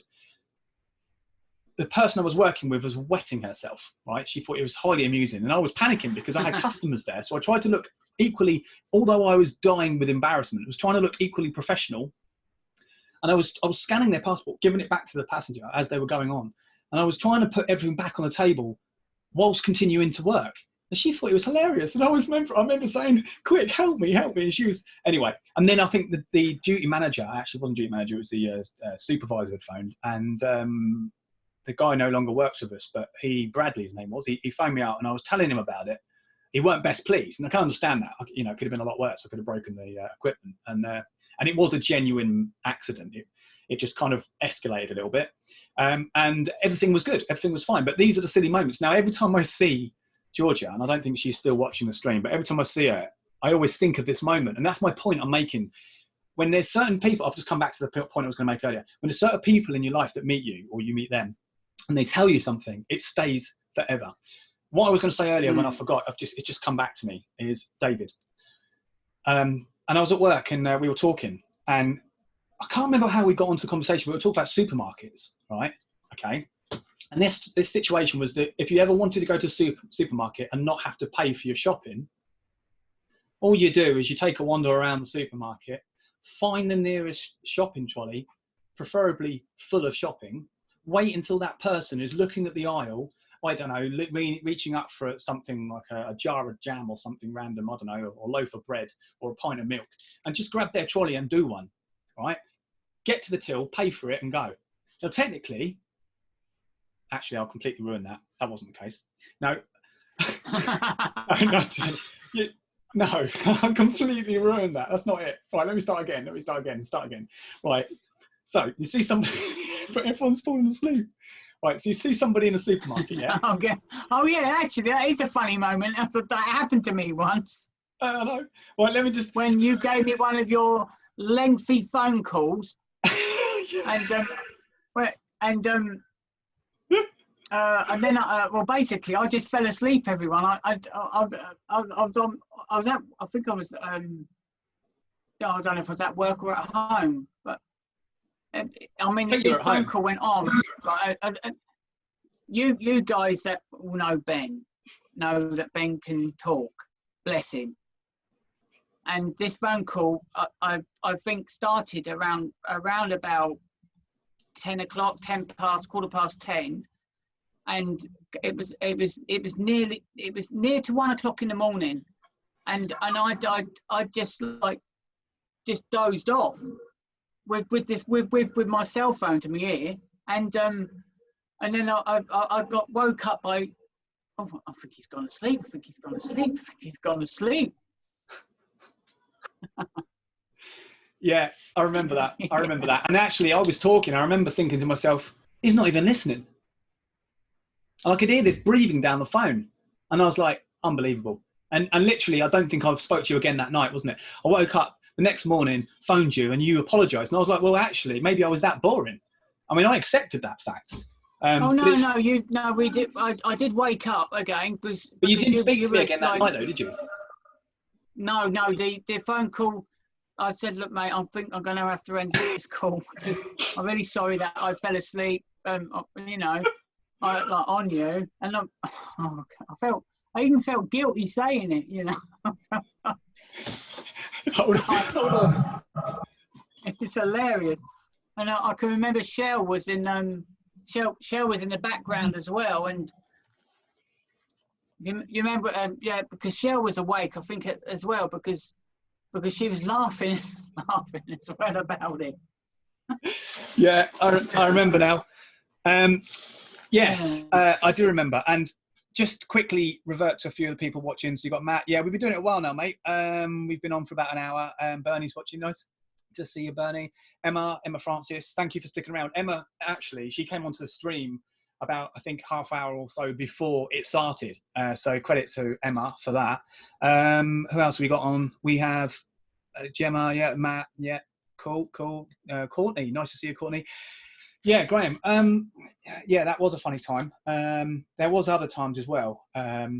Just trying to think off the top of my head, being put on the spot. But yeah, so this day, yeah. So I was telling you about the story, wasn't I, about David? So let me get back onto this trolley thing. So we're in the aisle, yeah, trolley, supermarket trolley. So you wait. I got it wrong. So originally I got it wrong. So you wait until they go through. Actually, that's not right, is it?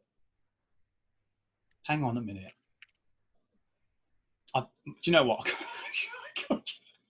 I think, do you know what? I don't even think I can tell you the story anymore because I don't even know it. No, actually, right. I think the moral of the story is this. If you don't want to spend the time walking around the supermarket to take someone shopping when they're not looking, go off and pay for it. That's what I think you need to do. That way you've broken no laws. You might have stole their shopping, but because it wasn't paid for, right, at that time, technically it wasn't theirs, right? You get it? So that's the story. That's the moral of the story. But of course, I'm saying it second, third, fourth, fifth hand, and it's not coming out the same way as it did when David said it originally. David said it originally, and it was fantastic. I think he said it in front of a few of us, and that tickled me a little bit, and it stayed there, and it's stayed there ever since. So, you know when you see somebody, and you remember a funny moment, and it's stuck in your head, and you can't get away from it. And you look at them and you just want to laugh, but you can't laugh because you might have to be serious, but you can't help it. So you hold it. I don't know if, mate, I don't know if I could do something like that though, because it's like a luck of the draw or like lucky dip. I mean, I could end up going out the bloody shop with like a whole trolley full of sanitary products. I mean, what do I need with like tampons and stuff? Well, I mean, that's the risk you take, isn't it? You know, you get around the supermarket in 4 minutes, you got a full load of shopping, and you know something, the fun of it is that you got a whole load of shopping that you didn't even anticipate having. So I suppose it makes shopping more interesting. Stuff you probably won't even use. Well, probably, but doesn't it make it more interesting that you get to go home and you can put the shopping away, and it makes it more fun because you don't know what you're going to be putting away. So you get new shopping every time. You know what I mean? Like we go shopping, we know what we like, right? So we go shopping, we have a shopping list, and we go, yeah, we're going to get the beans this week, preferably Heinz, no Happy Shopper. Not that that matters. I don't think there's too much difference between the two, is there? Have you ever had Heinz, beans, and Happy Shopper? Oh yeah, the Happy Shopper ones, they're slightly watery. But they taste similar, but they don't taste bad. They're all right. They're adequate for this time of the pandemic.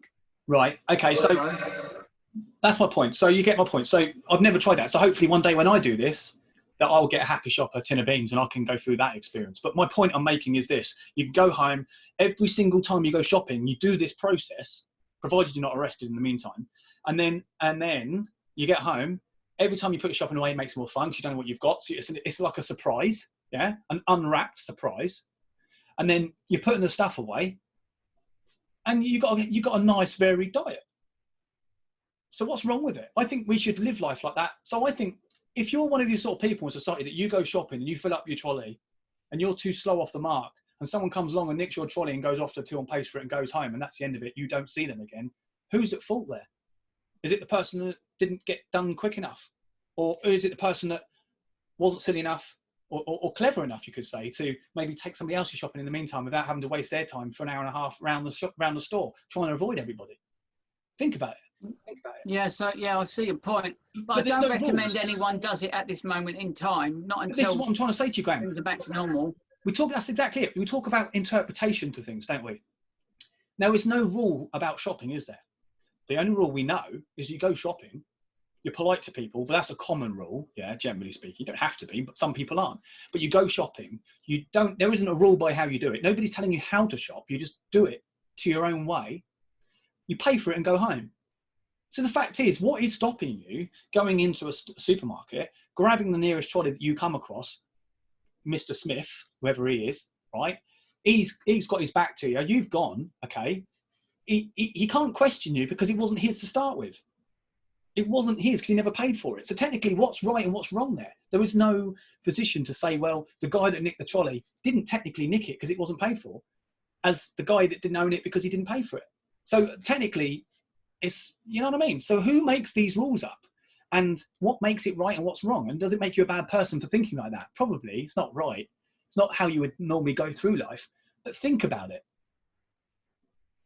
You know? Well, it's not really acceptable, is it? Because it totally goes against what you said with regards to being polite and courteous. Oh yeah. So really, it's not really the dumb thing. Oh yeah. Is it?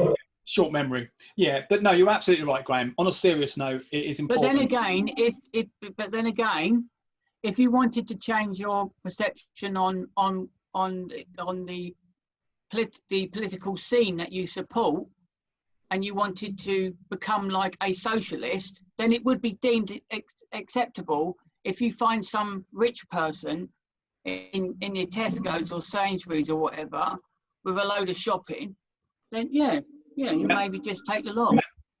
Or wait for them to pay for it, actually. This is what you'd do in that situation. You'd wait for them to pay for it, get to their car, and as they're going to the front of their car, you'll just walk off with their trolley. Because it's the dumb thing. Because they're better than you. Yeah, but you're now walking into a bit of a tightrope of the possible stealing, aren't you? Because technically that person's already paid for it then. So well, it depends how you look upon it. Well, don't forget, you've now become a socialist. Therefore, all those people, those successful people, they owe you, so you can take it. Now I get where you're coming from. So in other words, what you're trying to say is it should be free. Yeah. Why should we have to pay for it? Brilliant. Alexa, round of applause. Okay, here's your round of applause. Clap, clap, clap, clap, clap, clap. Hip, hip, hooray. Oh, God. Right, yeah, so I'm pleased about that, Graham. I'm glad we got that off our chest. But do you know what I'm trying to say? So that person I see now, I always look at them and think about that. So next time they see me, they might have seen this. Probably not, because they've got better things to do. I sit in the garden and talk to a picket fence. I don't know. Anything but listening to me. But they could certainly be thinking when I speak to them next about the fact that I've been discussing this, and they might think I'm weird. Probably already knew that anyway. But anyway, you know what I'm saying? It's yeah. Yeah. But I think there has to be no limits to conversation as well in this time. You know, we all are lucky in some ways that we've come to a stage with technology where we can have the social media that we have. You know, we can look at just how boring each other's lives are. And like mine in particular, that like spending my time looking at a TV screen, talking to somebody that I could just pick up the phone to, and then spreading that boredom elsewhere. But I think it's appreciative that people are actually equally bored enough to want to do the same with you, which is great. And the whole idea of this as well is if people want to, they can come in and have a bit of a chat.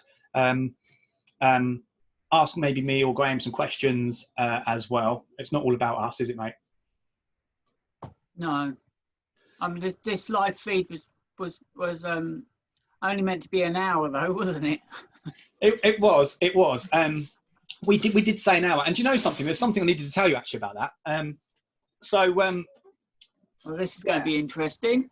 Yeah, I basically need to say this. It's not really important. I mean, you will sleep tonight, regardless of whether you hear this or not.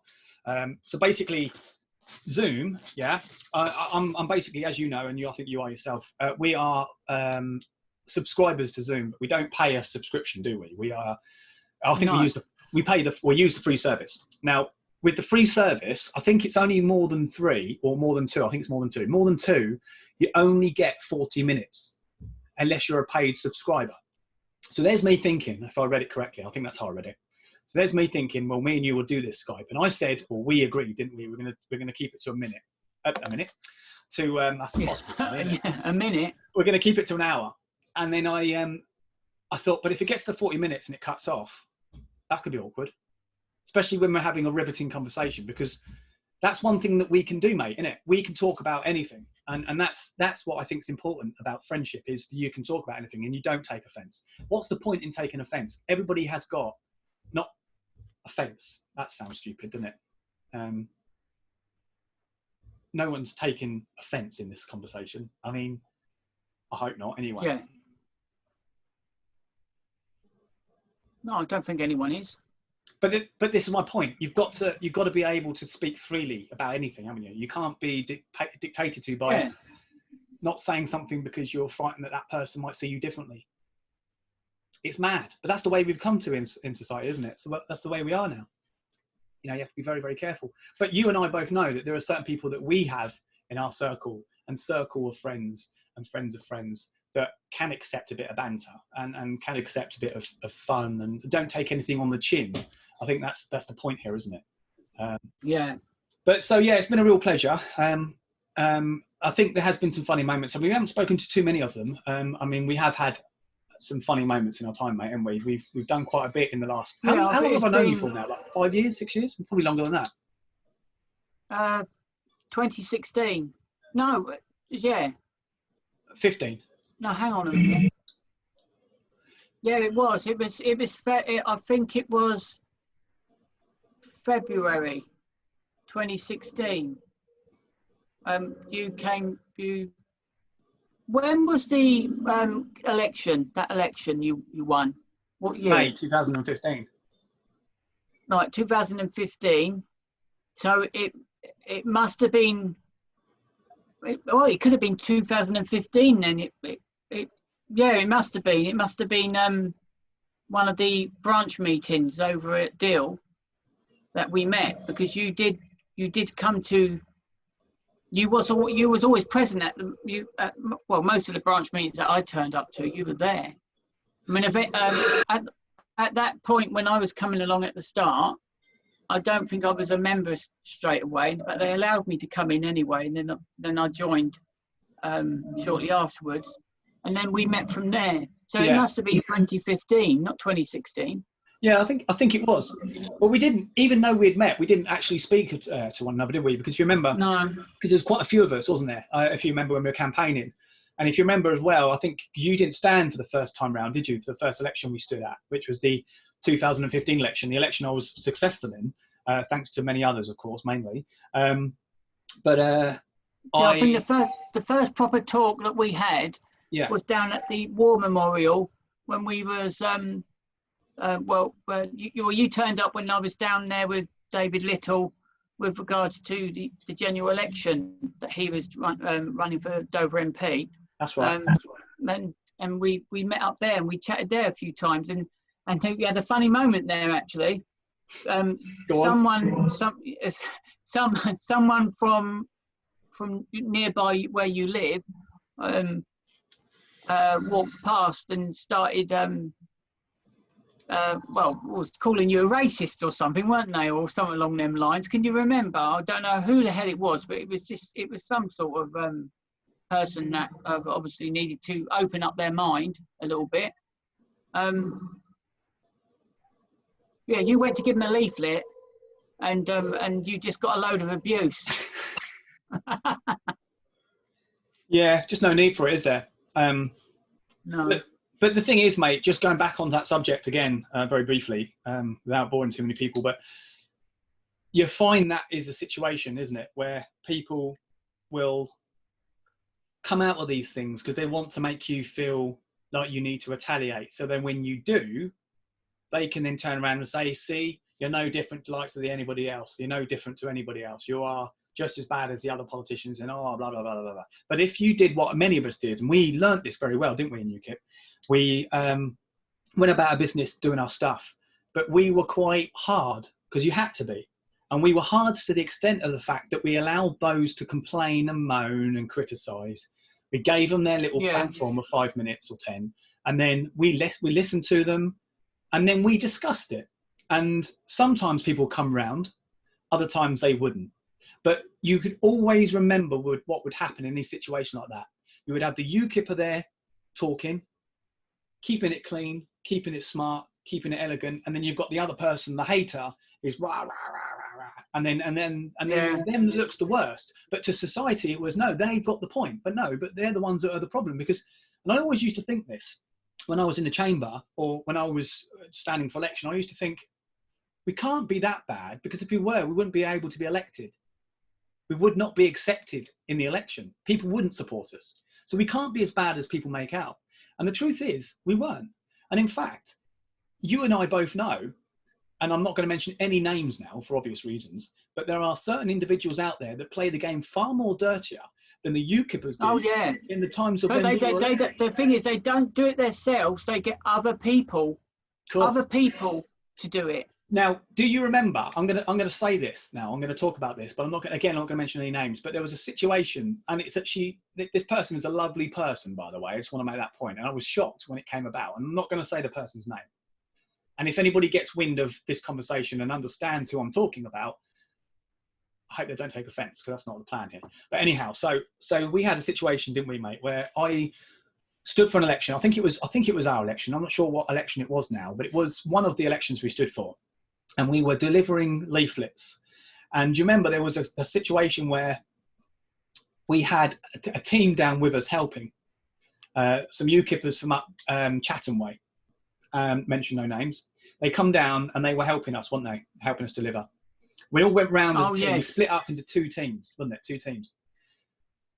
And at the end of that, I think it was 2 or 3 days later, I was at the count. Do you remember? The count where they go through the results. I was pulled aside by a particular candidate, mention no name, and they were questioning me about my integrity in the campaign, questioning me for taking down some literature or certain material that was put around. Oh, yes. Now, straight away, I knew that I was set up, because I know for a fact I never had anything to do with it. But it wasn't that they were questioning. It was them using the people that I was with as a reason behind it. Bearing in mind there was no truth of this or no fact in this, but they said that it was the people that had been campaigning with me were the ones that were being disrespectful to the literature. Now, absolutely, there was no proof of this. But what I can say is, to this day, I think that person that questioned the integrity of my campaign later discovered that it wasn't me or the group of which they thought it was wants to believe, but it was actually... that person did discover, and that person knows exactly. This is my point. What political party it was involved in this. And do you know something? What upsets me the most is when you try to be one of the truest people you can be. You know, you want to be black and white to people, clear as day. You know what I mean? Like, there was no hidden agenda. What you see is what you get. And that's kind of how I live my life, Graham. And you know that yourself. I'm very simple as a person goes. You know, what you see is what you get. And that's it. And there is no agenda with me. And so what hurt me a little bit was, well, hang on a minute. Do you really honestly believe I could have done something like that? That I'd even have that in me to do that? Now, I know I can come out of a good game. I know I can speak a good game at certain things and whatever, but I would never go about doing someone wrong in such a way that would benefit myself and put them at a disadvantage. No, absolutely not at all. And so I'm glad when you say that person realised. And I think it was only a matter of time that they did. And I believe in karma. And I always believe in karma because I do believe it comes round and it works. It works because it comes round and it proves the right from the wrong in time. You know, I always rely on that. If something's gone wrong in my life because somebody's involved in something or involved with me and something, the karma will catch up with us, and it will catch up with the person involved because it's the way of life. It's the way it works. You know, you can't go about your life getting away with everything because it will come back and bite you. And I believe in that. And so this woman in particular, I would again mention her names, fantastic woman, really, really nice woman, wonderful person, wonderful star, wonderful person for the community, does a lot of things for everybody. We see politically differently, but I don't think we do on a local level, that's for sure.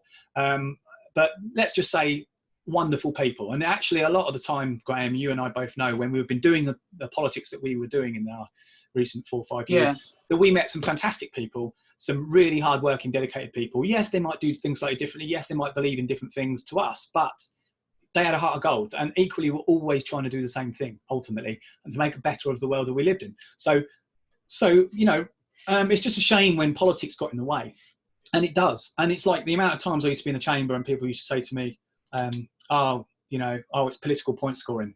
Oh, there's too much politics in here. Well, actually, it was always political, but it never should have been. You know, and certainly on a local level, particularly, it should be about working together, which is why we have done in the past, supported proportional representation. So you can get the minor parties coming against the bigger parties and working together to find a common cause. And that's what it should be about, because believe it or not, we might not believe a lot of what the Labour Party think and believe and support, but the truth is you can have a conversation with one of them if they're willing to have a conversation with you. And I've had conversations with those in the past, and they've been genuine, decent people. Believe it or not, they have been. And you know, I'm saying it now, and I'll say it again. But when it comes down to it, they don't want to be seen to be talking to you if there's any thought of which they're seen talking to you with other people in mind, or if other people get wind of, you know. And I found that quite a bit. You know, I could have a conversation with someone, but then 2 or 3 people might walk over and they would disperse because they wouldn't want to be seen with me, as if I was some sort of... Yeah, you'll find that out, Ben, won't you? You actually find it out, sorry, with the main 2 political parties, the Conservatives and Labour. Yeah. They only like doing their own thing. They don't like interacting and joining in with other parties to help them out on something. But the minor parties, like if you would like to say UKIP,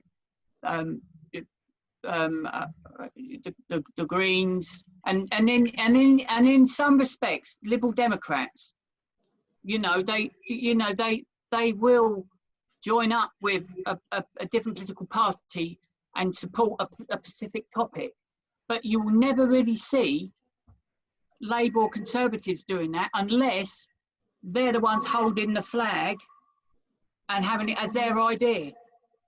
And that's the issue. Yeah. Because they don't want to really work with anyone else. But let me put something to you just now, right? So take the coronavirus, take this problem that we've got at the moment. Everyone's doing their bit to do what we need to do to make this problem go away, all right? And I think a lot of us, despite how difficult it's been, or is being, we are doing a good job, aren't we? I think we're all doing a good job, right? So pat on everyone's back for that. But I think if you were in a situation where you're standing in a queue, yeah, doesn't matter where, Asda, Morrison's, one of the essential supermarkets or shops or whatever, and somebody is in front of you, the 2 meter distance, and they're on their mobile phone, right? Just bear with me a minute, right? Yeah. They're not paying attention now.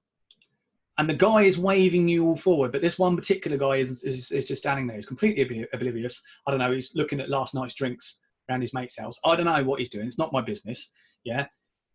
This never happened to me, by the way. It's just a hypothetical situation. And you walk round that person and you sort of queue hop, if you like. Does that mean you were in the right or in the wrong? Or should you have done this? Should you have tapped him on the shoulder, bearing in mind of the social distancing rules, right? And said, hey man, or not man, hey mate, whatever, you can go, mate, you can go. You know, now I probably would have done that, but there would be some people in this world would have just gone round them and sort of said, sod you, you know what I mean? Excuse my language. So do you think, what would you have done in that situation?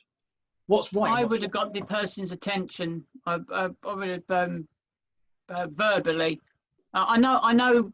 You wouldn't have tapped them on the shoulder, and I think those listening to this would understand what you meant. But I would verbally try and inform the person that you can walk forward in the nicest possible way, because the last thing you want is anxiousness in a queue.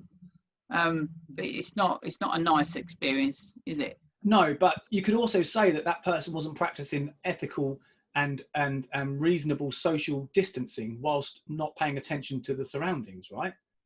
So in a way, if you're the person behind him, you're bunny hopping. You can't get around them, right? Because you've got to keep that 2 meters distance. So you hope they move so you can move. If they don't move, you stand still. Or you just get the attention of the worker of the Pacific store. You just wave and point. Yeah. Let them deal with it. Either way. Yeah, that makes sense. Yeah, so I mean, thankfully, I've many of us have probably done the same. I've managed to get most of the shopping in. The 5 kids, so we've kind of stocked up on the essentials, so we don't have to make these individual trips, thankfully. And do you know something? I had made a couple of trips prior to getting the stock through, and I was kind of feeling really awkward by it, like not comfortable with going out, because I don't know about you, Graham, but for me anyway, everything felt weird. Obviously everything's quiet anyway, and there's only a handful of people out, but obviously for doing the same as what you're doing, but everyone's doing the same thing for the same reasons. Yeah. It's just weird, so surreal. And it's like, it feels like that we've been in this situation forever, doesn't it? I mean, I know it wasn't that long ago that we were living our lives as we wanted, but doesn't it feel like this to you, that we've been in this situation for a lot longer than we have been? It just feels like it's gone on forever, hasn't it? But it actually, it does. It feels like a week more for me. I mean, personally, it feels like about a couple of weeks more, about 4 to 5 weeks. That's how it feels. I don't estimate the lockdown coming away yet, but I think the correct way I think the government should obviously handle it with the advice that they get. But I would always, in that situation, if I was in that situation and the medical people were giving me the advice to, right, you can do this, you can do that, I would go one step further and just do 1 or 2 of the 3 of the things they've told me to do. So it adds that extra protection for the situation. Yeah. So I'm expecting personally, I'm expecting the lockdown to be weakened slightly. I think probably in about 2 weeks' time, I can probably see like fast food outlets being open for deliveries only. I mean, you like the McDonald's, for example, and your KFCs, that sort of thing will start opening for like drive-through, but not seating customers. And then and the likes of like Curry's and Curry's PC World will be able to probably open again, but still with the 2 meter distance and only allowing so many people in the store at any one time.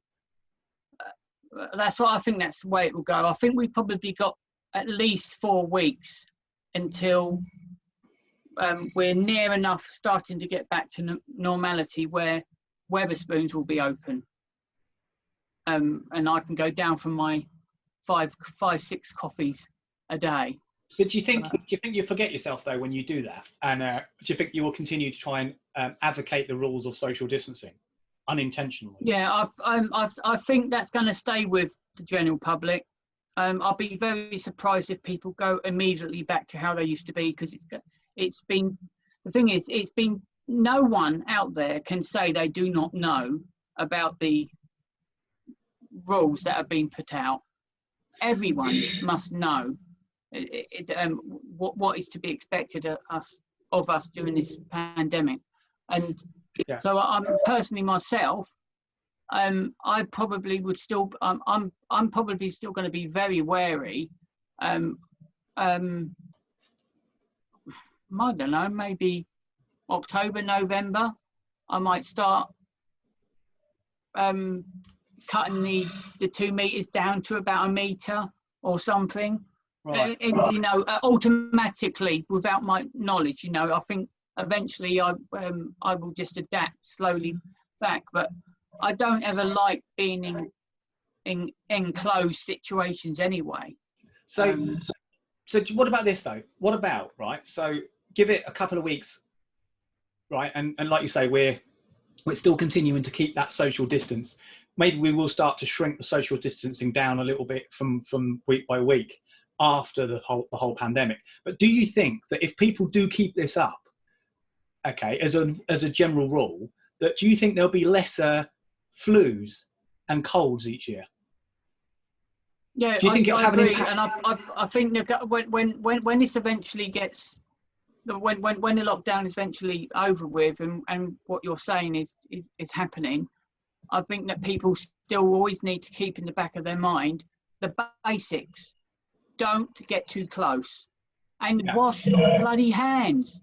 You know, wash your hands and hand sterilizer. You know, at least once a day. I think the point here is needed. Yeah, I think the point here is, folks, we don't know where each other have been. Yeah. Right? So you can wash your hands, but it doesn't mean to say you're clean. So I get you, Graham. I think this is the point, isn't it? We might know who... Something that I've been doing, I don't know if you've ever noticed this actually, but when I ever open, if I ever come to a shop door, a public house door, or whatever, ever use my hand. I always use my lower arm and I push my way through.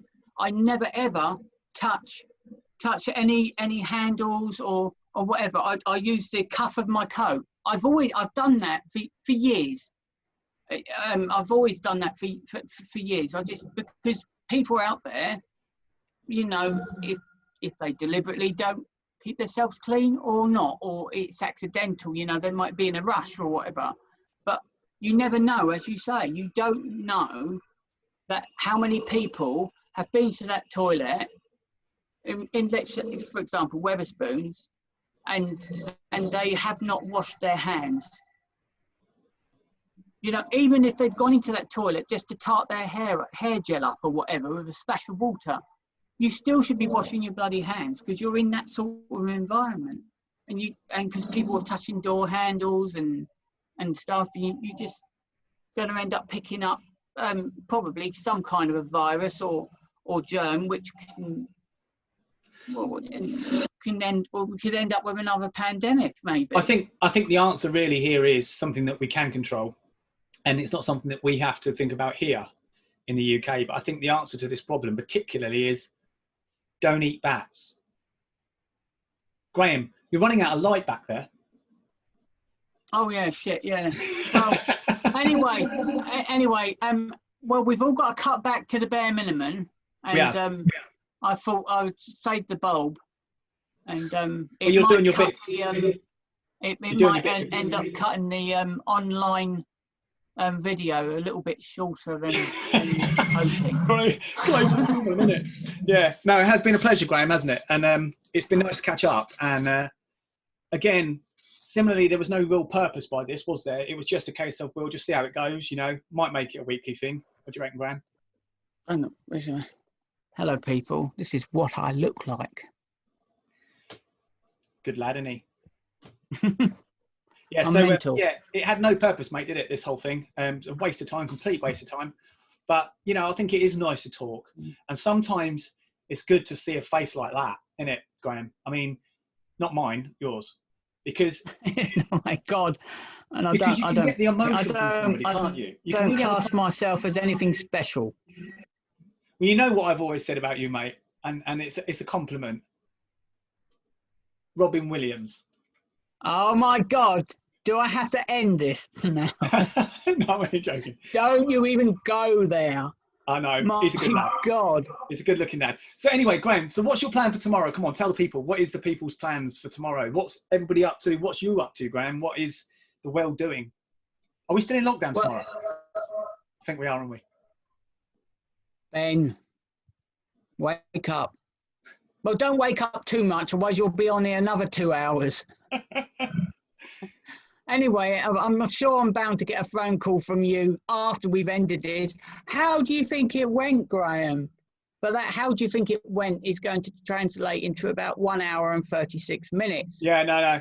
It can't because after this, I'm off for a bath. But let me just say that it's been a huge pleasure, not only for engaging with the wider community, but also having this conversation with Graham. And there was a number of things we wanted to talk about, Graham, wasn't there, which we probably not touched upon on this occasion. But I'm just reading my notes now. And I don't even know how this is coming out for everybody, actually. I put this on to record, I didn't really look back at the main feed, so I'm assuming it's doing what it needs to be doing, but I'm not absolutely convinced it is. So let me just say, I'm not actually getting any messages up on my bit, so I don't know if you're able to link that, but I don't know yeah. how it works. But I mean, if you shared, presumably if you shared this stream over to your Facebook, then technically you should be seeing. I don't know how it works, because we've got different friends, haven't we? Potentially it might not, for privacy reasons, it might not allow you to see comments that are coming across on my side. So potentially, yeah, you might be getting them, but it might only be from your circle. You know what I mean? Yeah. So anyway, so when are you walking the dog next? That's important. Tomorrow morning between probably about 10 or 11. Are we going to expect a live stream for you? Getting used to it, mate. I don't know what to talk about. I mean, I've on my second live stream, I decided to give it a title, drop me a question or something, and and didn't get. I don't think I got much. I had it fluctuated between 5 and 1 view throughout the whole about 39 minutes.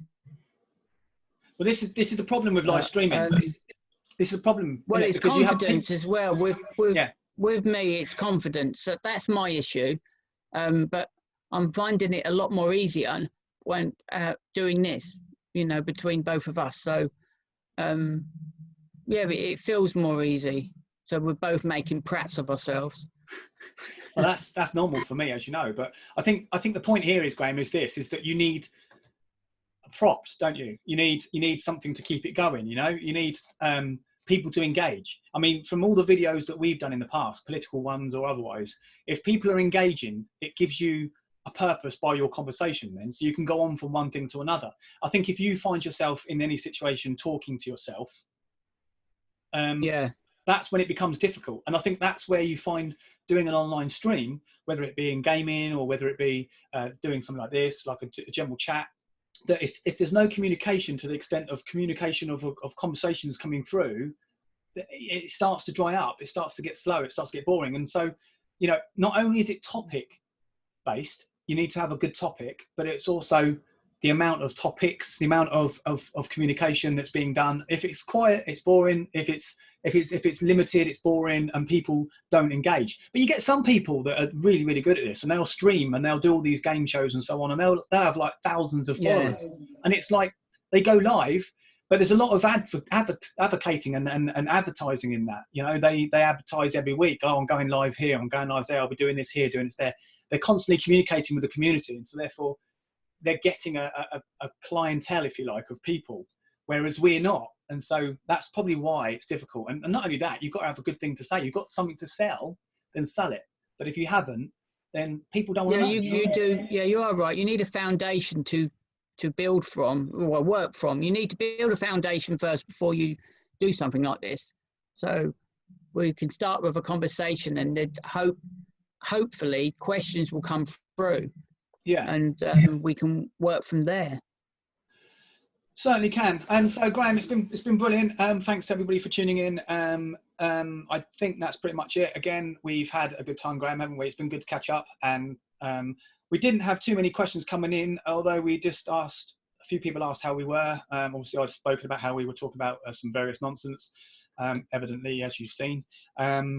Sean, I didn't say hello to you. Sean's come on. Colin Blackman, hello, Colin. Nice to Nice to see you on as well. Nice to see you, actually, definitely. It's been an interesting time, so I really appreciate everybody coming on. I think sometimes you need to wind down, Graham, don't you? You need to have these conversations with people and with each other, and this is a great way to do it. Technology has moved on a lot, and I think actually we're using Zoom, aren't we, as a bit of advertising, and actually it's quite clear. I mean, I don't know what network. Well, it's adequate enough. It doesn't. It's adequate, and it's adequate. It does the business. I mean, Skype, I don't know about you, but I mean, I've used Skype a number of times in the past and it's not as good. I mean, sometimes Skype, it seems these days, it's very laggy. It's not very good. And I've, got relatively good internet speed. So it's strange, isn't it? The services that we use now, some are improving, some are getting worse. But no, Zoom video calling is absolutely recommended. It's very, very good. You can have up to, 6 to 12 people, I think. It's pretty good. Get different tiles, can't you, all over the screen? Yeah. But yeah, no, I thought your live was really good, Graham, and I think it is about confidence. But I think you don't realise just how much good confidence you've got. I mean, I can talk. I think you just got to be somebody who doesn't care to the extent that you can waffle a load of nonsense like me, and then at the end of it, couldn't care less what anybody thought. And so if you're somebody like that, it's fine because you're not going to be affected by it. So you're happy to put yourself out there. But if you're somebody who could potentially be affected by certain things, then I suppose you'll find streaming difficult. But you're like me in a way. I mean, you aren't afraid to say something that might be perceived as being controversial, but you would say it because it's what you believe in. And regardless of what comes back at you, it's not going to change your perspective because that's what you believe. And that's the difference between people, isn't it? Some people won't want to express their true feelings and some people do. And I think it makes a real person, for somebody to be able to express themselves fully, regardless of what others think of them or what you think others will think of you over it. I think that's the thing. Go about your life how you want to lead it, and allow those people to be in your life if they want to be. But I think that's the thing. Look out for each other. That's the most important thing. We said this earlier, Graham, didn't we? Look out for each other. Have our backs for people, especially in this time of crisis. This whole coronavirus. Everyone needs to be looking out for one another. It's tough times. If you've got something that somebody else can benefit from, why not give it to them? If you've got extra things, help somebody out. Help a neighbour out. Put their bins out for them. I don't know. Scratch the neighbour's dog if they can't do it. I don't know. Whatever you decide to do it in good faith. And I think that's the most key thing. Enjoy politics. Yeah, only talk about politics, people that care of it. Don't ram anything down anyone's throat. Obviously, this is why everyone can leave this video stream if they decide they want to. Understandably, I'm proud that people have stuck around because 10 minutes of me is painful. Graham was nearly falling asleep. I'm waiting for a yawn. Look, Graham, are you going to give us a yawn? No, I'm not going to yawn. I'm on my best behaviour. I was deliberately just going on there to see whether you would yawn. I could see it. You were trying your hardest. Yeah. Anyway, sorry, mate. I'm just stringing it out. Being my best behaviour. Anyway, look, you've got a wife to go back to. So look, I hope you had a good evening, good barbecue. Everybody's had good fun, hopefully. I'm sure there's a lot of stuff on TV that people might want to get back to, and not watch us too. But yeah, it's been a pleasure, mate, isn't it? Yeah, I'll probably put Netflix. Got a way through a film. Yeah. Can't remember what is. I might have to start from the beginning again. Yeah, I might watch. Yeah, watch that. There's no Emmerdale because I'm a victim everyone. I love my but no Emmerdale at the moment. Did you say? Are they self-isolating or something? I suppose they are. They've all soaps have stopped filming. So what episodes we're seeing at the moment were filmed 3-4 months ago. I think that's the reason why EastEnders is only on a week.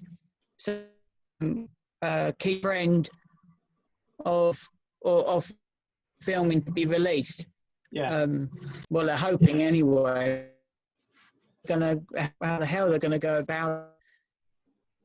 Don't you think But don't you think? Great more. Don't you think though it's a chance for people to recapture their life?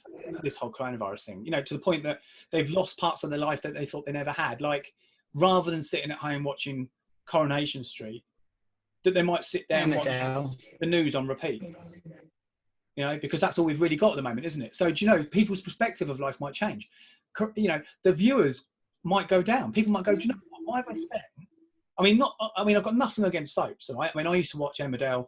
No, it wasn't Emmerdale. It might have been Emmerdale, but I think it was EastEnders, actually. It was EastEnders. I watched EastEnders when Michelle Williams was in it because I thought she was fantastic. And it was a reason for me to watch it. All right. Okay. I said it. But the point is, after she died in the series and went off and done other things, the viewers dropped. And that's the truth. But not, obviously you've got your diehards that will always love it. But for me, it was a thing and I enjoyed it at the time, but I moved on. But I think what I'm getting at is that there are so many things in life that you would be doing now because you've got no choice to do. You might have picked up some new habits and maybe got rid of some old, but do you think we'll come out of this as different people? You know, different interests. You know, you might even come out and support Leeds United for all you know. Probably not, but I'm just saying, you don't know, do you? You know, your views on life might change. Yeah, but you need, I suppose if it's a winning team, worth supporting. So what you're saying is it's okay to be a glory hunter. Yeah. Do you even like football, Graham? Well, no, I'm not really a football person or cricket. I'm a bit of, I don't, I support many times before. You know, the World Cup, I'll follow it mostly. Not compulsively, but I do follow most of the matches. Up and gets knocked out live because they always do. Well, they have done. But no, I'm not really a football follower. Yeah, it's weird, isn't it? Like, I mean, I don't like cricket. I mean, I just don't. You know, it's like everybody has their sport, don't they? And if I had a choice between tennis or cricket, actually, what would I choose? I'm not even sure. They're both just as bad as each other. I'm not sure what I'd do on that situation. I'll come back to you on that. But you see my point. And there's some sports that you absolutely love and can't get enough of. Yeah. But you know, I know a couple of people that really like cricket, and they were like, "Oh, it's like the best sporting activity that's gone on in recent times and recent history." And I'm like, "But it's cricket." You know, but I won't get it, will I? Because I don't like it. It's the same with rugby. I'm not a rugby fan. I'm a football fan, and that's it. You know, some people like rugby, but I don't. I just can't stand it. I mean, I would rather, if it came to tennis, and maybe it's just me, okay? But if it's tennis, cricket, polo, don't even think that gets televised, fishing on the radio, that doesn't exist, anything like that, I would rather watch an episode of Emmerdale. All right? I'm just saying. I mean, there's nothing wrong with Emmerdale, mate. But right, okay. At least what I'm trying to say to you is that this coronavirus time, has, I think, enabled people to think differently about things and be more open-minded. Yes, I believe. I think it's connecting people back to attachments. You know, human attachments. They're nearest and dearest. You know, they're friends. And they may spend more time. You know, they might meet up with their friends for a coffee or whatever. But don't you think? They might even meet up at Wetherspoons, and as long as the person doesn't decide to make you eat like avocado, a stuffed avocado, or whatever it was. Can you remember that? You said you're like this, Graham. No, I didn't. I had to put like salad cream to it and stuff. See, this is it, guys. Right? This is why when you have a friend, you know that you've got to know, and that you might know that would not like a certain thing, and that you say to them, yeah, you'll love this, and it's your treat, and you buy them an egg royale Did it have salmon with it? I think it did, didn't it? Oh yeah, yeah, that's fine. Yeah, and a bit of toast, wasn't it? And so you buy this for them, and they can't stand it. But you know they can't stand it, but you thought you'd put them through it because you never know. You want to be proven wrong. Sometimes it's okay to play these games in your own head. Don't let that person know until later. And then, but because you're friends, you can forgive one another. That's a good thing about friendship. You know, you can't do that with everybody. You know, No. But I think, Graham, that you will come a day that you will like egg royale. No, I do like egg royale. I just don't like the stuffed avocado or whatever it was, that green thing. Smashed avocado. Yeah, it's smashed everything. I can't remember what it came with now. It was awful. Didn't it come with a bit of garden God. leaf or something, wasn't it? A trimming from the outside garden of the Weatherspoons, wasn't it? I think, I don't know, sprinkled on the side of the plate. I think it was, wasn't it? No, I can't remember now, but yeah. Yeah. So anyway. Anyway, Vicky also has just joined. Nice to see you, Vicky. Hello, Vicky. Yeah, Graham says hello too, if you didn't hear him. Yeah, with Graham, we haven't done too bad, mate. We've had a few people tune in. It's been a pleasure. I said this already. It's been 2 hours and about 8 minutes or 10 minutes. 2 hours and 8 minutes. Well, that's not bad. I mean, we were 15 minutes. No, we weren't quite that long. I think it was about 10 minutes or so, or 8 minutes late, weren't we? Starting the stream. So apologies to everybody that was expecting to come on at 6. These things do happen. In fact, I was probably 2 minutes late, just setting things up. And the truth is, Graham, I don't even know if it's actually gone on Facebook at all or not. I mean, I think I've done it properly, but we will soon find out. Well, I'm going to have a look back at this later and see what a prat I look like. But don't, Graham, whatever anybody thinks of you, don't ever let people think of you any differently than they need to. Does that make sense? No, it's what I think of me. Yeah, but no, don't think of yourself any differently, because at the end of the day, if you're mad, you're mad. You know what I mean? There's nothing you can do about it.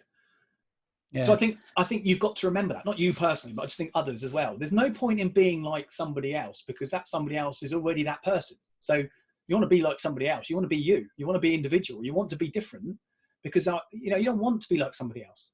You don't want to be named after somebody, do you? You don't want to be, I don't know, a father's uncle.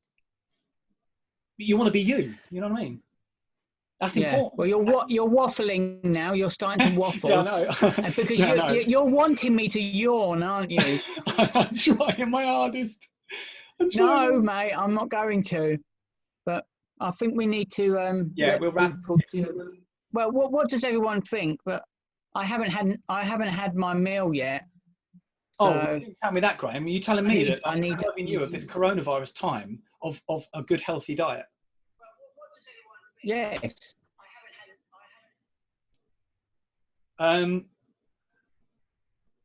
feedback. Yeah, well, actually, yeah. Yeah, so we've got Vicky, she says, right, you wait for this, right? She said, I'm a pink and fluffy unicorn. Oh, bless her. Yeah. See, that's what we need. That's good. I like that. Jam or cream first on a scone? Well, that's interesting. Yeah. How would you do it, Graham? Jam or cream first? Jam first, and then the cream. Would you? Oh. Yeah. I would have done the other way around. Would. Why? I'll tell you why. Do you want me to tell you why? Okay. So but can you tell me why in a period of time that is acceptable and not like half an hour? Okay. Right. Yeah, I'll tell you why, okay, is because butter clings, yeah? Jam slips, all right? So if you put, actually, that don't make much sense, because even if the jam is on the bread, it's still going to slip regardless of whether it's on the butter or the bread. My way of thinking was this, and that's how I do it anyway, but I don't normally have a logic by this, Graham. I just do it like this anyway, because it's just the way I've always done it. But when I have a scone, jam and butter, I put the butter on first, and then the jam on second, and I try and put the jam on the butter so the butter holds it in place. That's what I was trying to say.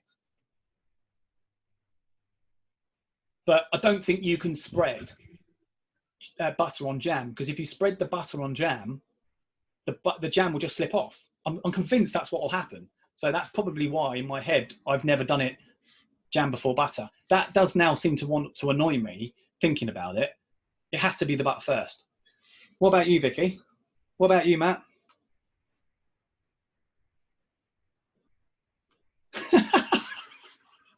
Wait a minute. What? Matt, this is brilliant. He says, I think he's done well lasting long enough talking to you, Ben. Thank you, Matt. Thank you. Matt, it is brilliant. Yeah, no, I don't doubt that for a second. Egg or the chicken first? That's the question, isn't it? Well, I'm going to say egg. What do you reckon, Graham? Is there even an answer to this question? Has anybody ever come up with an answer to the egg or the chicken? Ever? No. I don't. Well, I read. Look, I do not know. Oh no! Gosh. Hang on a minute. You know we were talking about the the jam and the butter scone. Yep. Right. Forget everything we've said. Right. I know it was probably 20 minutes of everyone's life. Right. Erase that for a moment. Please don't take it out on me or Graham. But it wasn't ever butter. Don't know where I got butter from. It was cream. So we're talking about cream and jam. Now it changes the situation completely, doesn't it? So now, Graham, would it be the cream first or the jam first in this situation on a scone? Oh, jam. I always put jam first, but I put it mainly into the centre, spread it out slightly, but then I put a great big blob of cream on top of that, and then I put the top of the scone on. Hang on a minute. So and then gently push it down so it sort of squeezes out a bit. Actually, hang on a minute. Why? No, now I'm getting confused with my own thoughts now, because when I thought of scone, I was thinking of, I must have been thinking of a bagel. Like you just spoke of it in two sections. Well, of course it is, isn't it? You butter or you cream and then you jam. You don't have to put the top onto the base. You can have it. A lot of people just cut a scone in half and you know, you've got two halves on the plate. Well, that changed. Well, no. Yeah. So I think I've just complicated it for myself now. I've just opened the door or the can of worms completely here, because now the situation's changed, Graham, isn't it? If we're talking about a scone with a head, right, on top, yeah, then that's a totally different situation to a scone without a head, isn't it? So theoretically, you will butter that scone differently, be it, you know, jam or cream, with or without a head, wouldn't you? Yeah. Yeah. So you actually, turn it upside down. So anyway, I think the point, the purpose of this conversation is there is no right, wrong way of buttering a scone. Thanks, Vicky. Jam first, Matt. Okay, yeah, well, jam first. Matt's gone with you, Graham. Matt says chicken first over the egg. Well, yeah, but if the chicken comes from the egg, Graham, and it's hatching from the egg, then how can the egg? Well, think about it. It's all about evolution, isn't it? So we all start as let's say like a tadpole, and then you grow into a frog or a toad and whatever. I'm not talking about that sort of tadpole. I don't believe your dirty mind you've got, Mr. Glazer. No. I was just reading Vicky's post. Sorry, you carry on, mate. I wasn't being rude. She says a scone is the fastest cake in the world because it's scone. I like that. Oh. Ryan Woodbury, hello, mate. I'm laughing at that because I quite like it. It's, you know, it's one of those jokes that should make you roll your eyes, but it's actually quite funny. Like one of those dad jokes that somehow I seem to put up occasionally on Facebook, yeah? One of those awful jokes that I got from a book. Oh, yeah, well, that's something you haven't done for ages, thank God. No, well... But you won't be doing that anymore, will you? Well, I might do one later since you mentioned it. Oh, God. No, but it's been good. Ryan's on. Ryan's a good friend of mine. Ryan, I work with Ryan. Thanks for tuning in, mate. Obviously, there's nothing on telly.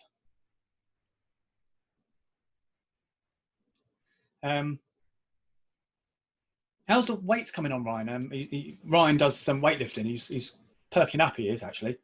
Graham, you're brilliant, mate. Yeah, Graham is brilliant. And Graham, Matt is right. He has probably just met you. He's probably never seen you in his life. You've appeared on his computer screen or phone, right? Whichever one you prefer. And he's instantly taken to you because that's the sort of guy you are. You're one of these sort of lovable people that regardless of what you are like on the inside, you cannot be disliked. And so Matt has got you perfectly. Matt is appreciative of you, mate. So I'm glad you have a follower. Thank And you, I Matt. think that's, Thank you. Thank you for your nice words. and Matt is a nice guy too, and he'll do anything for you. So this is it. So the good people attract, I think, don't you think? I really am talking nonsense now, so I think it is probably time we start to wrap this up. But it has been good, isn't it, Graham? It's been good. I've enjoyed it actually. Hours turned into, what was it? About 2 hours and 20 something minutes. Is it? No, more than that. Because we started. What did we started just before? Was it 8 minutes past, or was it 10 past? I think it was. No, I think it's about 8 minutes past, because it was. I was checking my phone because I was panicking, because I was kind of thinking, right, I might have to start this live video on my own. That's embarrassing. I was thinking to myself, I've got to go live. I said I was going to go live, so I've got to do it properly. And I didn't want to just take it down and just nothing, because it would have been a bit of a sorry show. But then again, people would have got their lives back for the last 3 hours. So whatever, innit? I mean, each their own. Yeah. But Graham, it's been great. And Vicky has tried to involve Jessica. Now, you know Jessica, okay? Oh, yes, Jess. Yeah. Now, I'm not saying she will, but she might. She might come in on this. I don't know. So I'll let you know when she does. I know why. she probably wants Jess to come on to oh yeah. It'd be hilarious. Probably Matt, say something funny, actually. Matt says it's been a pleasure. Matt, it's been a massive pleasure as well, mate. I'm just missing everyone. Graham, I'm sure you feel the same, mate. Everyone that we associate with, whether it be work, whether it be play, whether it be politics, whether it be kicking the ball out the park with, I don't know, whoever. That's irrelevant. That's irrelevant. The point is, it's sad times. It's sad times. We need to talk. We need to communicate. We need to keep real. We need to keep the brains working. And this is one way of doing it. All right. It's probably not the best way of doing it, sitting here for 3 hours listening to me, but it is something. It's something for one of us to do. It's for something for us to do, isn't it? Yeah. It's been interesting. It's been an experience. It has, isn't it? It has. And Graham, we don't see each other any differently, do we, mate? Whatever happens, whatever's said, whatever's done, nothing changes. I'm still crazy. You're still a little bit less crazy, and we go on as normal. You know what I mean? Nothing changes. But I've really enjoyed. Hey, mate, I want to be included in the next one. that would be brilliant, Matt. I would love that. Matt, yes, absolutely. Maybe Graham, we do this again. I'm not sure if there's enough demand for it, we'll do it. And again, what we're going to try and do, Graham, aren't we? We're going to try and make it more topic based on those that are watching, as opposed to what we want to talk of, because we don't want to bore people. I mean, I can bore people just by talking, let alone discussing anything in particular. So it's important that I make sure I get it right. I want it to be good, and I want Graham to also feel like he wants it to be good. So that's where you guys come into it. And of course, we have been doing that towards the end. You know, we've had people talking about scones. We've talked about what was it, a flamingo, wasn't it? No, we've talked about chicken and the egg. Was it a flamingo? Yeah, did have a unicorn, wasn't it? We've talked about everything. We've even talked about cream. You know, and this is the most important thing. You can talk about anything, and sometimes you need a laugh. We talked about tadpoles as well. Yeah, we did actually. Yeah, we have covered quite a big area of things, haven't we, mate? We have. It's been a delight. Yeah, and Matt says he wishes he could watch all day long, and yeah, I know, mate, I know, but like, you know, people do have lives, even despite the lockdown, don't they, Graham? I say that because you probably are itching to get away, and I really do feel that it's best that time we should leave this until another day. I'm going to go and grab a bath, and I'm sure Graham's going to do whatever he needs to do. And we're going to enjoy the next time. If we do it next time, Graham, and there might be a next time, mightn't there? It might not be, but we'll have to wait and see. Yeah, we'll do it. Yeah, again. Phone me tomorrow, and we'll arrange a time. We'll do one maybe tomorrow. Maybe tomorrow or the day after. We'll see. We'll see how how it goes and how people feel and what they're doing. But again, you know, thanks for everybody tuning in, because you know, you've got to be interested in being bored to be interested. Does that make sense? You've got to be interested in being bored to be interested. Yeah. I don't think anybody's been bored. They've had quite a nice time. I think it's been comical. Yeah. It's been fun. Yeah, you've been good, Graham. Anyway, that's it for us. I think we'll spend another time keeping you entertained or not. Been good. Anyway, thanks, Graham. Thanks, everybody. Have a good trip. Have a good trip. Take care, guys. Thank you. Bye. Have a good trip. Have a good sleep. Have a good lockdown. See you later. Bye bye. Bye bye. Bye.